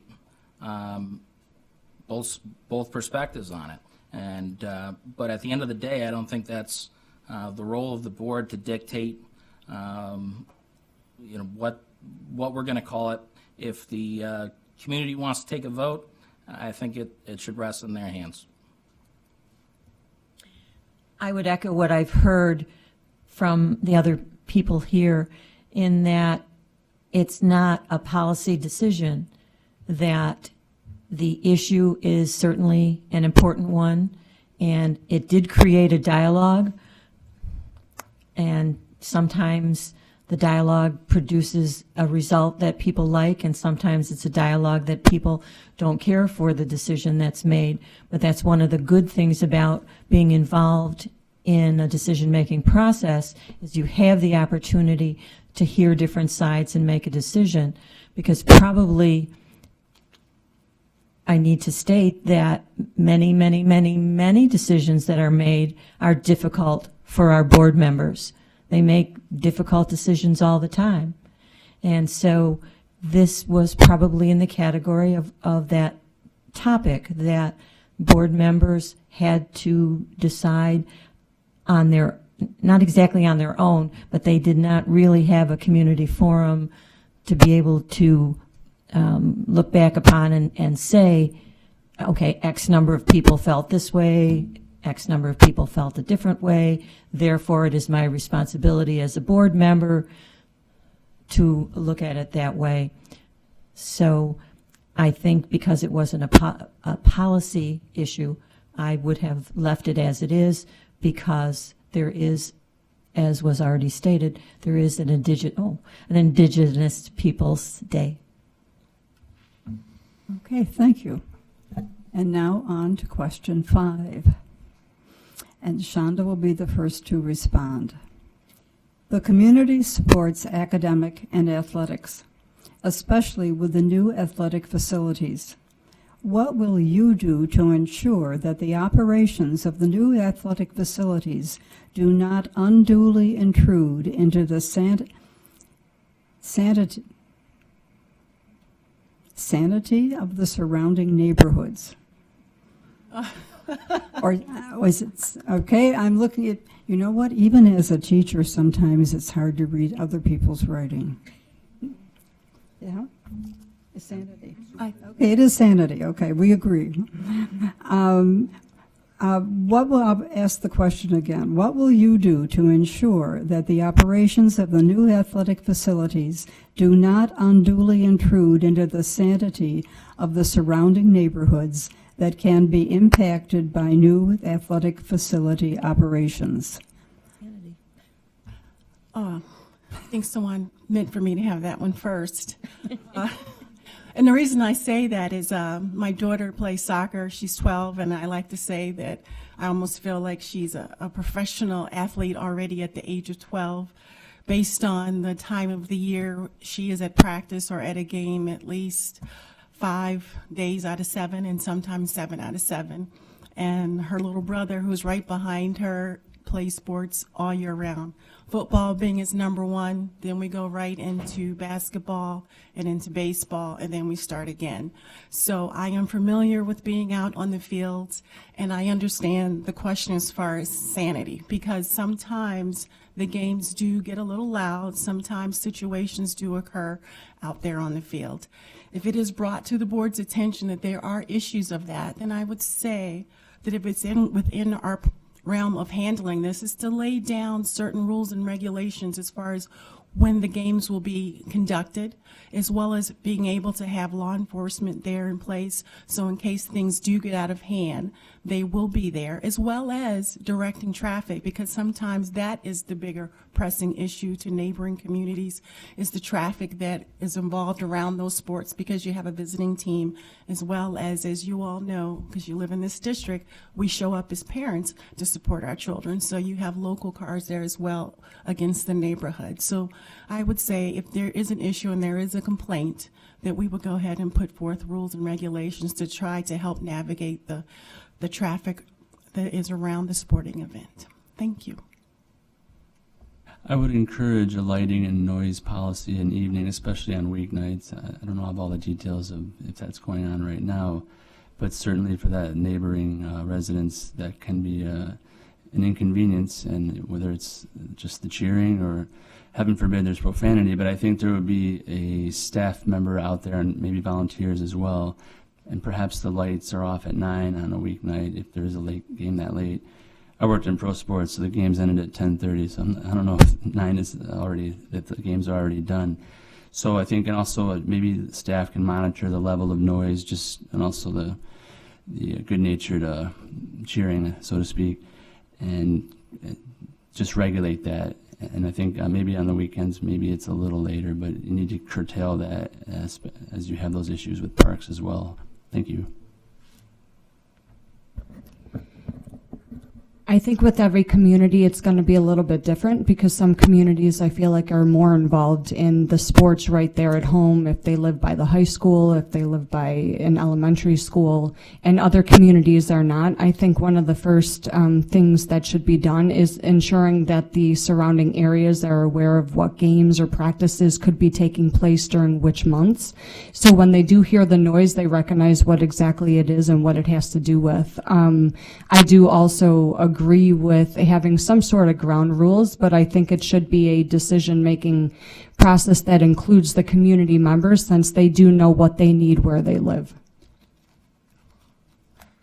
I was on the Board of Education and was actively involved in the athletic field project and the discussions with various neighbors. And I assume this question comes from the neighborhood around East, which is a wonderful neighborhood. And the key thing is, I think that's the order of the way the fields were done, north, south, then east, based on the fact that the east property is more closely aligned to neighbors.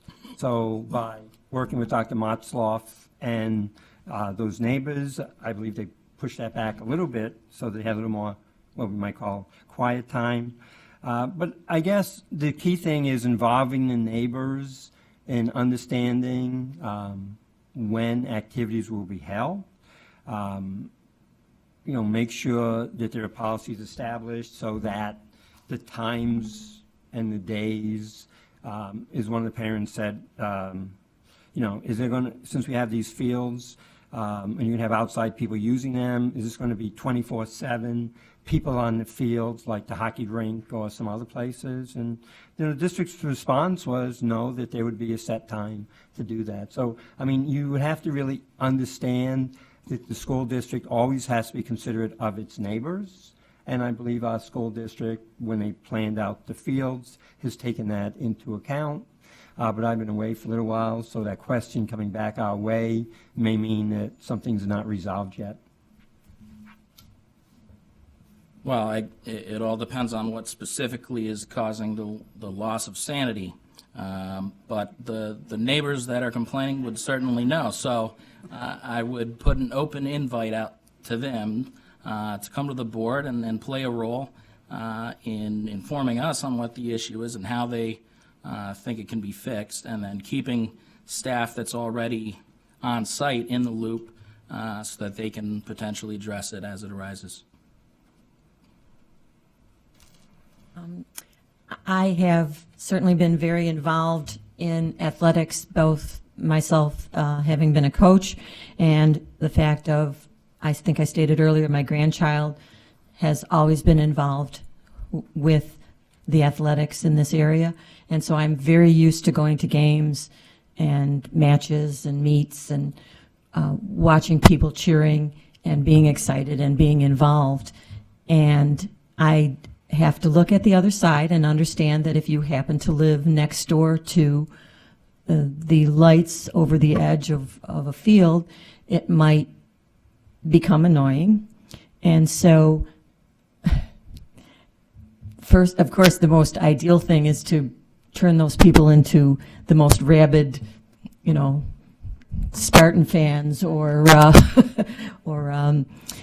Badgers fans or Bears fans or Flames fans. But I suppose that's not realistic. So I agree with the idea of having individuals come to a board meeting. And I guess that goes for all of the other items, that when you have people in the community who are interested and or upset about an issue, we need to encourage them to come to board meetings and present those pieces of information and opinions to the board so that we as a board can make informed decisions. Thanks for the question. I'm a big fan of not only academics, but also sports when it comes to the professional development of our students. I played freshman baseball at East, JV basketball and varsity basketball, and as I mentioned, I have a 9th grader at East who is playing up JV lacrosse, so Christy and I are around town often at many sports games. I'd first start with information gathering so I can fully understand what the concerns are. And I do that by reaching out with the board members and others to the community to understand the specific needs. For us to figure out a solution, we need to understand what those concerns are. Is it noise? Is it lighting? Is it profanity? Is it traffic? Once we can understand what those needs are through transparent, open communication and a nice two-way dialogue, we can then look at possible solutions on how to address it. And it could be things like volunteers, staffers, staff members, etc. But again, and I really like your point, having attended the community forum this past Saturday for a number of hours, I think that opportunity for community members to share their concerns and then have a dialogue about those concerns that same day is extremely helpful and allows us to really remain in touch with the community members. Thank you. Okay, thank you. And now we are on to question 6. How would you expand and or improve gifted and talented programming? Liam. Okay. For gifted and talented programming, I think it's a well-balanced approach that we need. So I think bringing in guest speakers, I've always been a fan of that, encouraging financial literacy, entrepreneurial thinking, and keeping the gifted people engaged. And if they're accelerating, great. Are there other disciplines that they can explore and complement what their specific talent may be? And another area might be additional clubs. I don't know if there's a marketing club or if, if an entrepreneurial type. Well, startup in this community is such a big thing. That would be interesting to see if you can do it with the gifted students as well.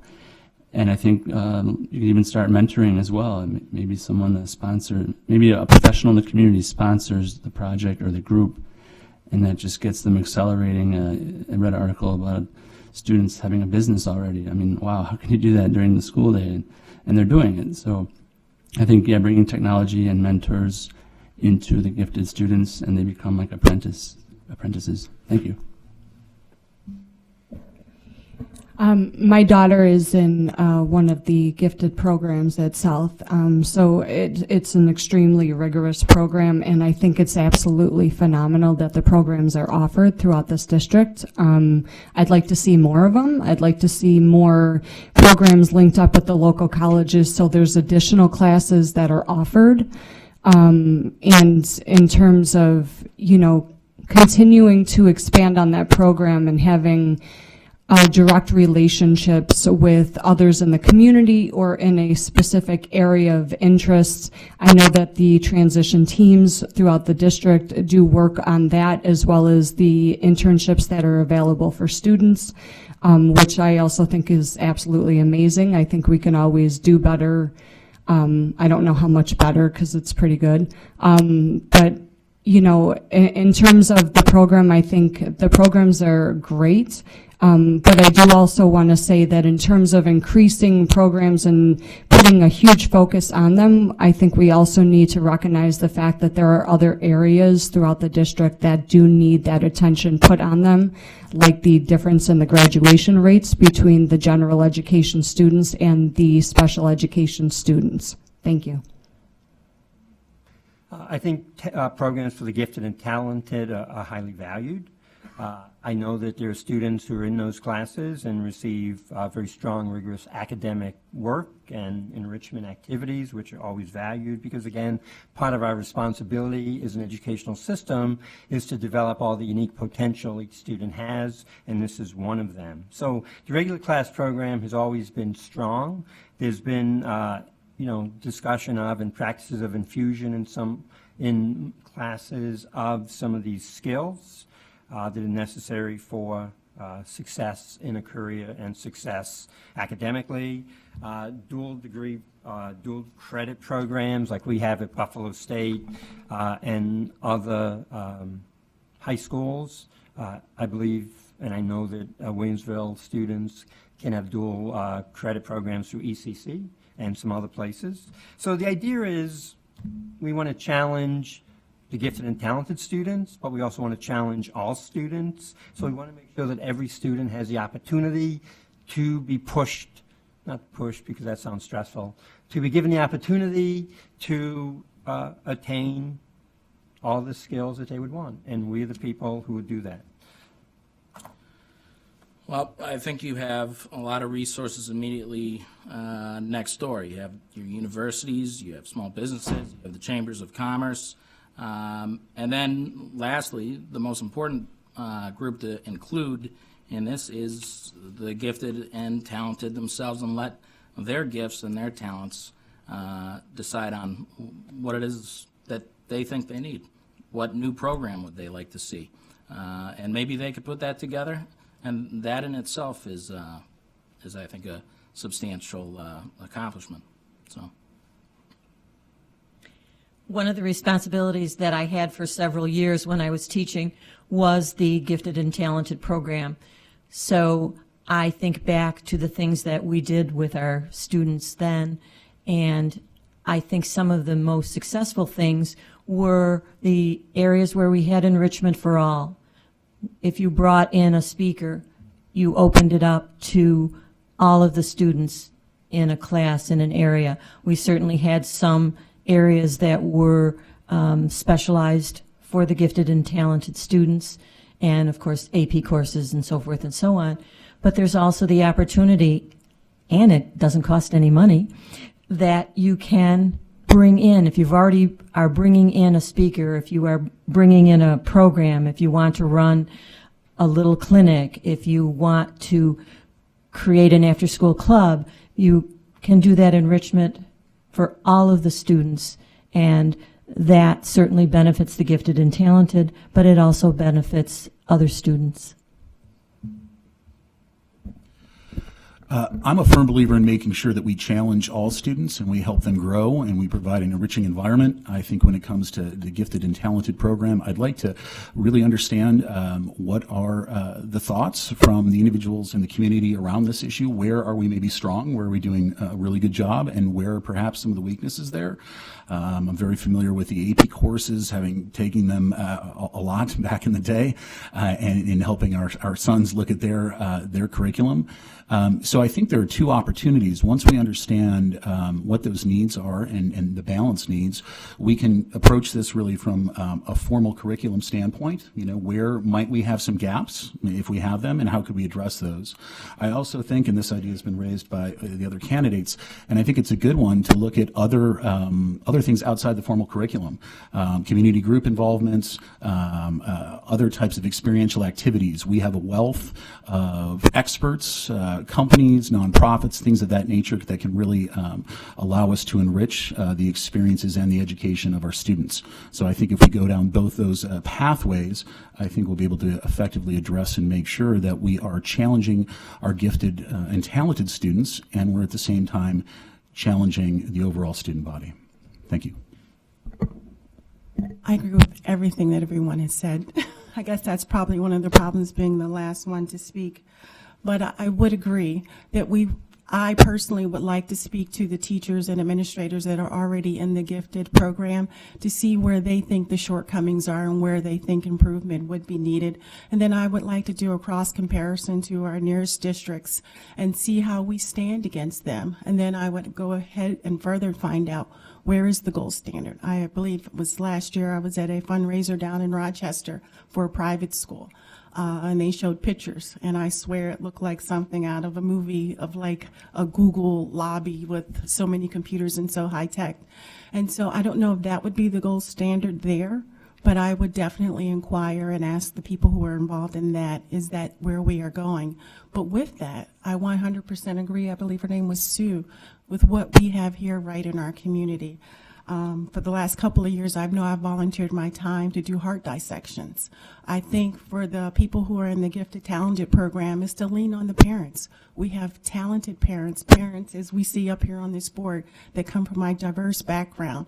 And so I would have them introduce what they're doing into the class. I know it sounds old-fashioned, but these children, as they graduate and go on to college, all they know is the classroom. They don't understand what a career path means, and I think this is an excellent time to introduce this process to our kids, having parents come in and talk about what they are doing.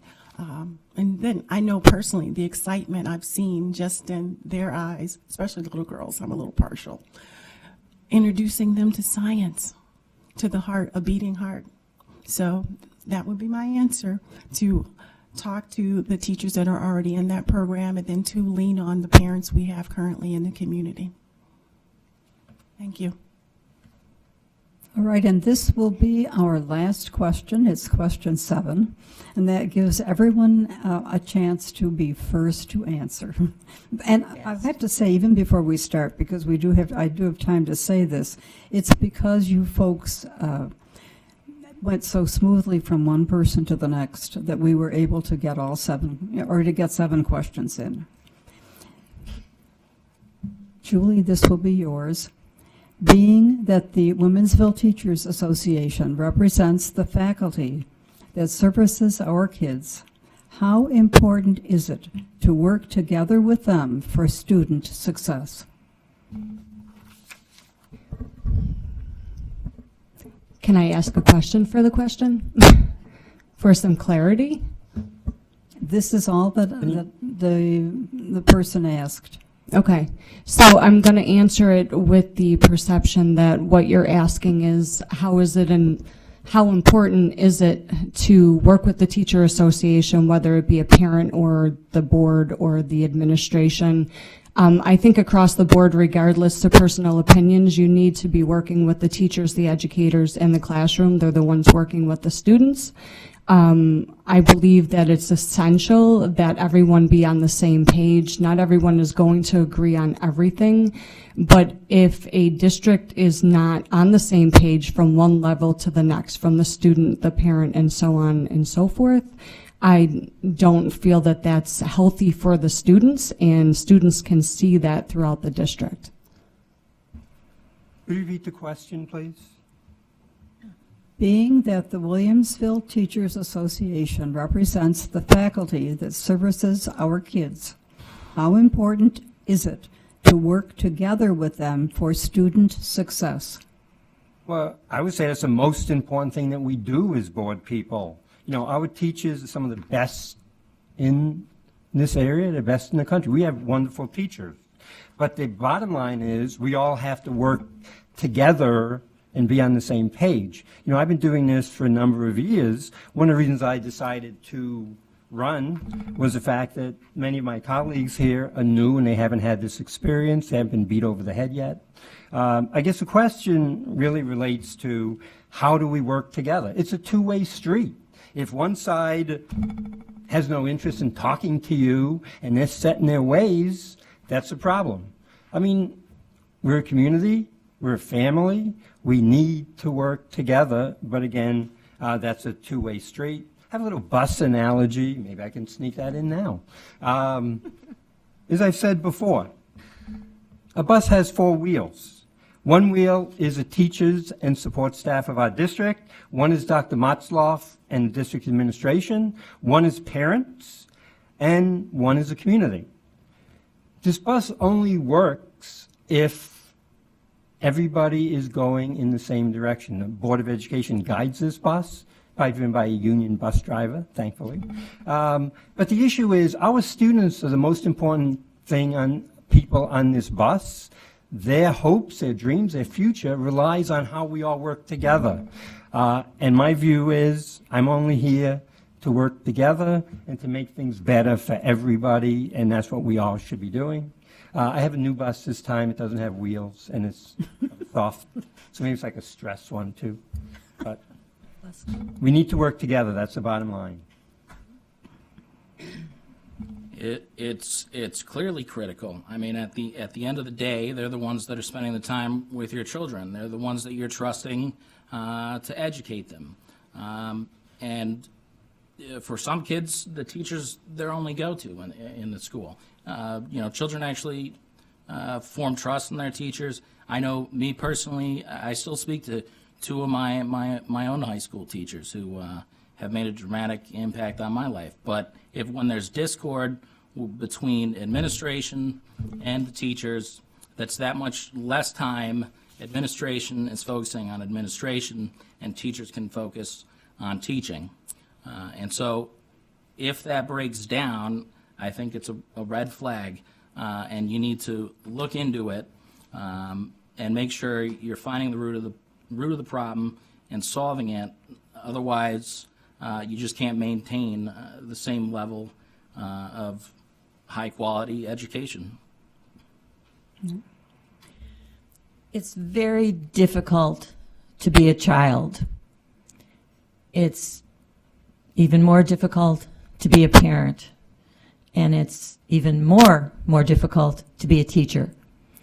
And so it needs to be understood that each and every entity has to be involved in order to create an atmosphere where students can learn, because students do have the innate ability to understand if there's tension, to understand if something is not going the way that is most productive for them.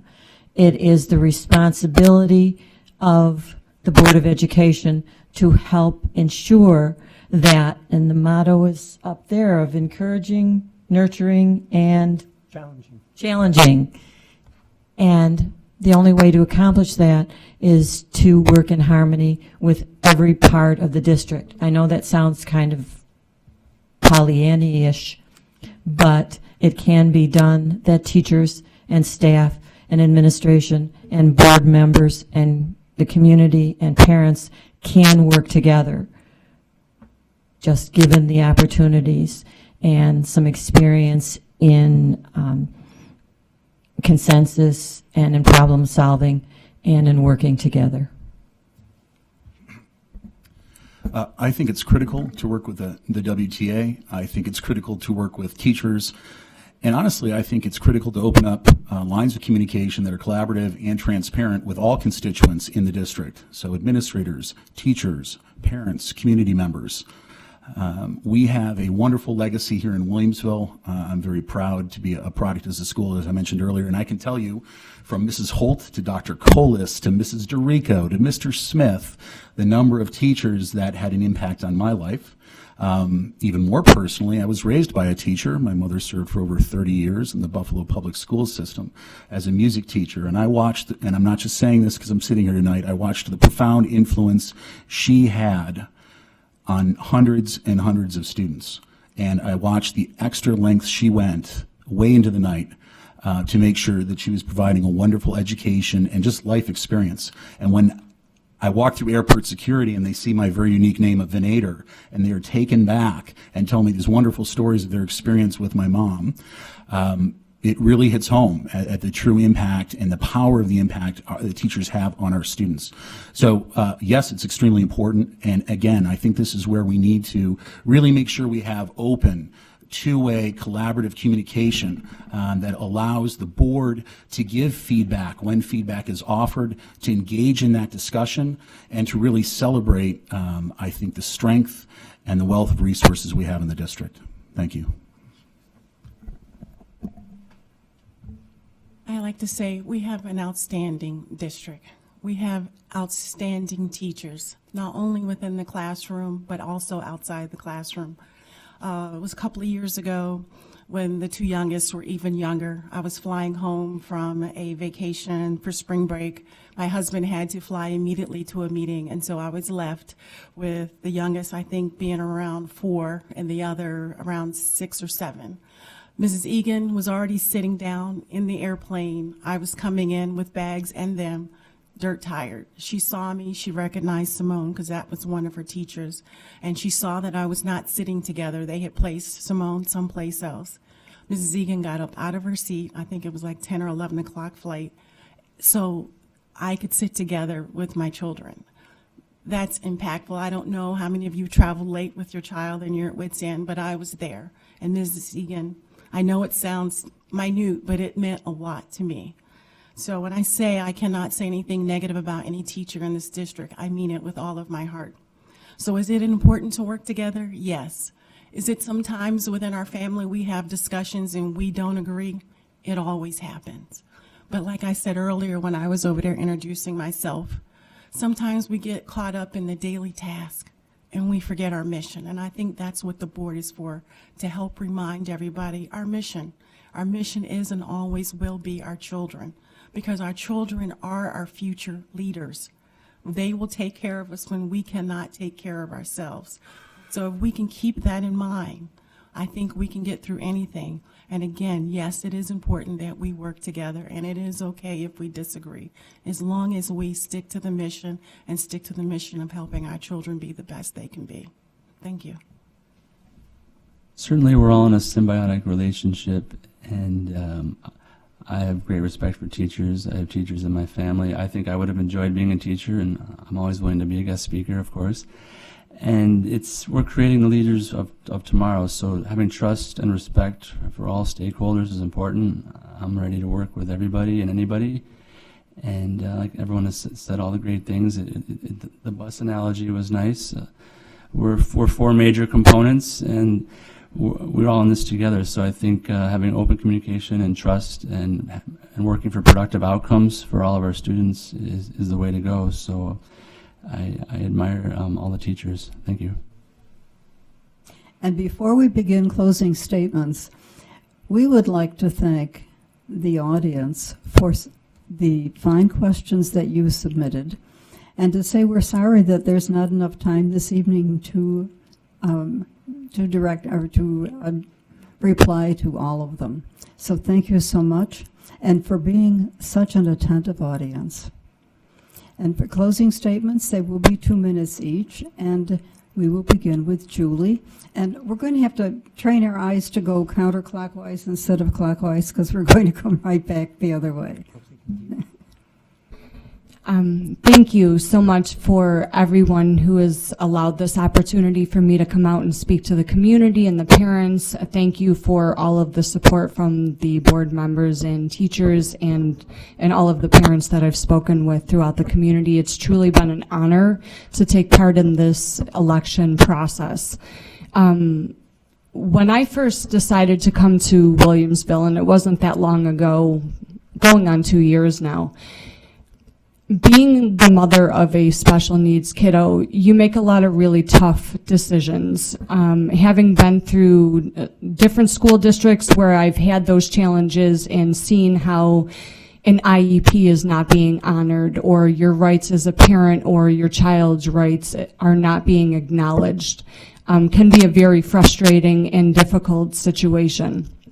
You tend to pick up a lot of lessons along the way and quite a bit of a fight. So with that being said, when I had heard the reputation of the legacy that is in place in Williamsville, that was enough for myself and my husband to say to the kids, look, we need to go into Williamsville.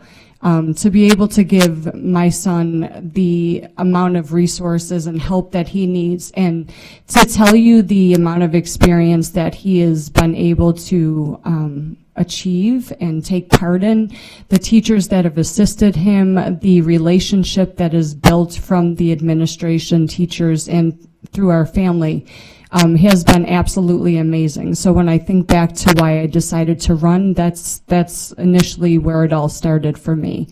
If I can say anything, to you, to leave with you, I'd like to be able to focus in on creating that dialogue and opening things up so the community and the parents are in conversation with the administration and the teachers, so it's not separate silos. Thank you. I've enjoyed this evening. It's been a great privilege in this process. It's new territory for me, and when you enter the building and you see the Wall of Fame, it's amazing the people that have come from here and where they've gone. Some have come back, like myself. Some stay and never leave. So it's such a great tradition of success here for everybody, and it's. I want to be an active leader in this district, and I look forward. I'm an inclusive communicator. Look forward to the opportunity to be involved in the decision making and working on all the different programs. And I would continue to advocate for social support and special needs programs and all the career preparation things that we've talked about here today. Having worked in other cities and all with the technology, you can never stop learning. And that's why I went back to school when I was in Arizona, and it was eye-opening because I had been out working for a long time. So I'm a big proponent of all of us continuing to learn. Thank you, and have a great night. Thank you, everyone, and thank you for coming out this evening. We live in an outstanding district. People are moving into our district for our school systems, and it's something we should be proud of. Our teachers are paid well. Our kids are happy in their schools.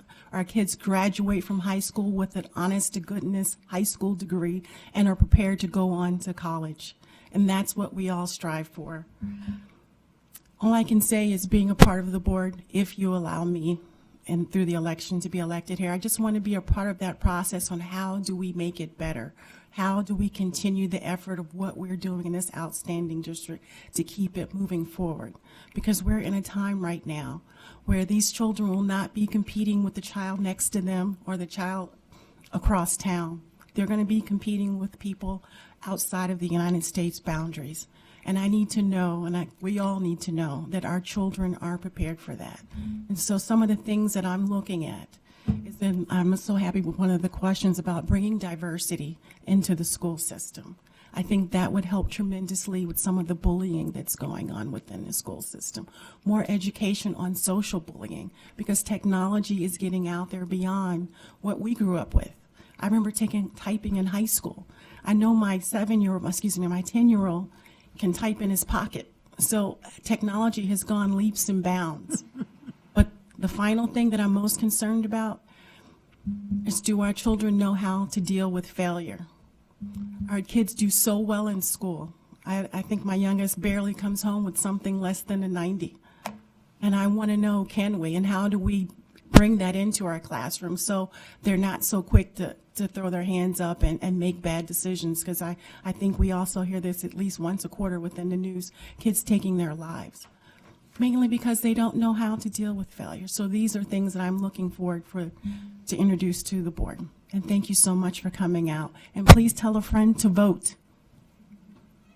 Bring a friend.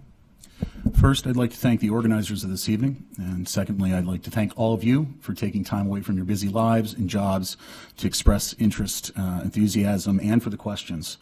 As I mentioned earlier, I loved my experience at Maple East, Heim, and Williamsville East here. I've bragged about it not only when I'm in Williamsville, but when I speak across the country, and I think my wife, who's also a product of the school system here, would echo that. I want to continue to steward the legacy of Williamsville as we move forward, because it is a wonderful district. Now, that being said, I think we also have some opportunities. We certainly have a tremendous number of strengths, but we do have some opportunities.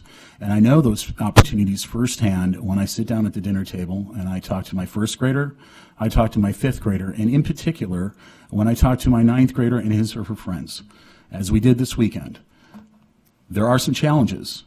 Drug use is one, and it's significant. Bullying, very significant. Class sizes, etc.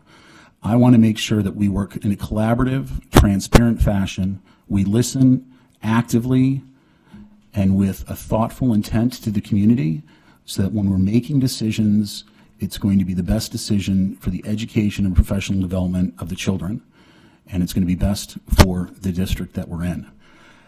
My three issues are transparent decision-making. The other one is bullying, obviously, and drug use, if you can't tell. And the third is improving our educational process.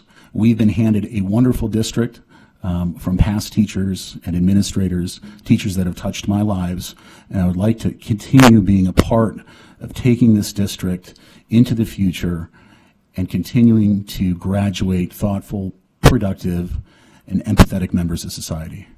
Thank you again for your time. I will also echo a thank you for being here. The person next to me stole some of the comments I was going to make, of course, in that there were topics that we really didn't have a chance to discuss, such as bullying and drugs and some other issues. We did have many informed opinions on the questions that were asked, and you heard some differing opinions, but you also heard some commonalities from all of the candidates.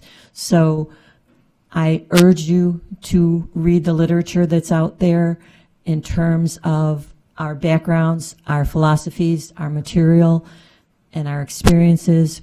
When the forum is over, I understand there's supposed to be a table outside. I do have literature I would be glad to give you on myself. And just on me. And anyway, I'm sorry. On a serious note, I really appreciate the opportunity, and I ask for your vote so that I may continue working for an excellent Williamsville. Thank you. So someone mentioned the things that we didn't talk about tonight, and one of those is what do you want to accomplish as a board member if you're elected? Some of them were already named tonight. Issues with bullying, issues with drug use, particularly heroin. Step number one is to acknowledge that it is an issue, and it can affect everybody, regardless of your race, your income, or where you live. And it's not just a problem here, it's a problem everywhere. And I would like to see this district be more proactive and actually lead the way and be a resource to both the students who unfortunately may get addicted, and the parents who have to address that issue in their house. It's a very tough issue for a household, and I think our district can lead the way on that. In terms of education, one critical area that I would like to see us change is I would like to see us incorporate more practical skills into our curriculum, like managing a bank account, your taxes, your debts, your liabilities, and student loans in particular. I know when I got out of school, I just thought it was free money, and then I found out what compounding interest was, and immediately started to pay my loans back. But it's a critical issue. They will face it, and it's better to know what you're getting into. So, I hope during your vote, feel free to call me, come by my office, send me an email. I'm open, easygoing, and I'd love to chat with you. Okay, I am here for, and I want to thank everyone for their questions and being here, but I'm here for one reason, and that's students. Students will be best served in this district if I am on the board as an advocate, follow my yellow bus, as I guide it along the way. During my 40 years in education, I've gone from a high school teacher and coach to training teachers and administrators at the graduate level. A large number of my former students who are local school district administrators and teachers have voiced strong support for my election. Going on, I'm qualified because I have a good head, minus some hair, and a good heart. I will use my time and energy on the Board of Education to work for the betterment of our schools and the success of our faculty and students. I will continue to advocate for our students and their needs, as well as the needs of our teachers, our administrative leadership team, and our community, so please support me and please vote for me and support our budget. Our education system must continue to develop and strengthen the academic, the social, the psychological, and occupational skills of all of our students. But most importantly, this service is a partnership. Over the years, the partnership between the Board of Education, the Teachers Union, and the community seems to have broken down. And again, one of the reasons I'm here is to try to repair that relationship. I am a collaborative person. I'm a listener. I've used my skills in a variety of areas through my time. And I will work for the benefit of all. But in dealing with all the financial issues we have and the academic issues coming down the road, I believe my experience will really be beneficial. I've done a variety of things on the board in budgeting. I have taken a leadership role in board operations as a president and vice president, received a Excellence Award from the New York State School Board Association, and I've been supportive of things such as women's hockey, modified volleyball recess, all those other things. And again, it's Happy Teacher Appreciation Week, which is going on now. Thank you all. This is the third year that I have had the pleasure and the honor to moderate this candidates meeting. Every year gets better. You have been a model of what people should be when they are civilly discussing government at any level. And as a member of the League of Women Voters, I'm concerned with that. The League is a nonpartisan organization that works to encourage citizens to participate in government, from voting to being involved with the issues of the day, to responding to issues of the day, and there certainly are many. So, putting in a plug, we welcome women and men of all ages. In fact, anyone ages 16 and older may be a member of the League.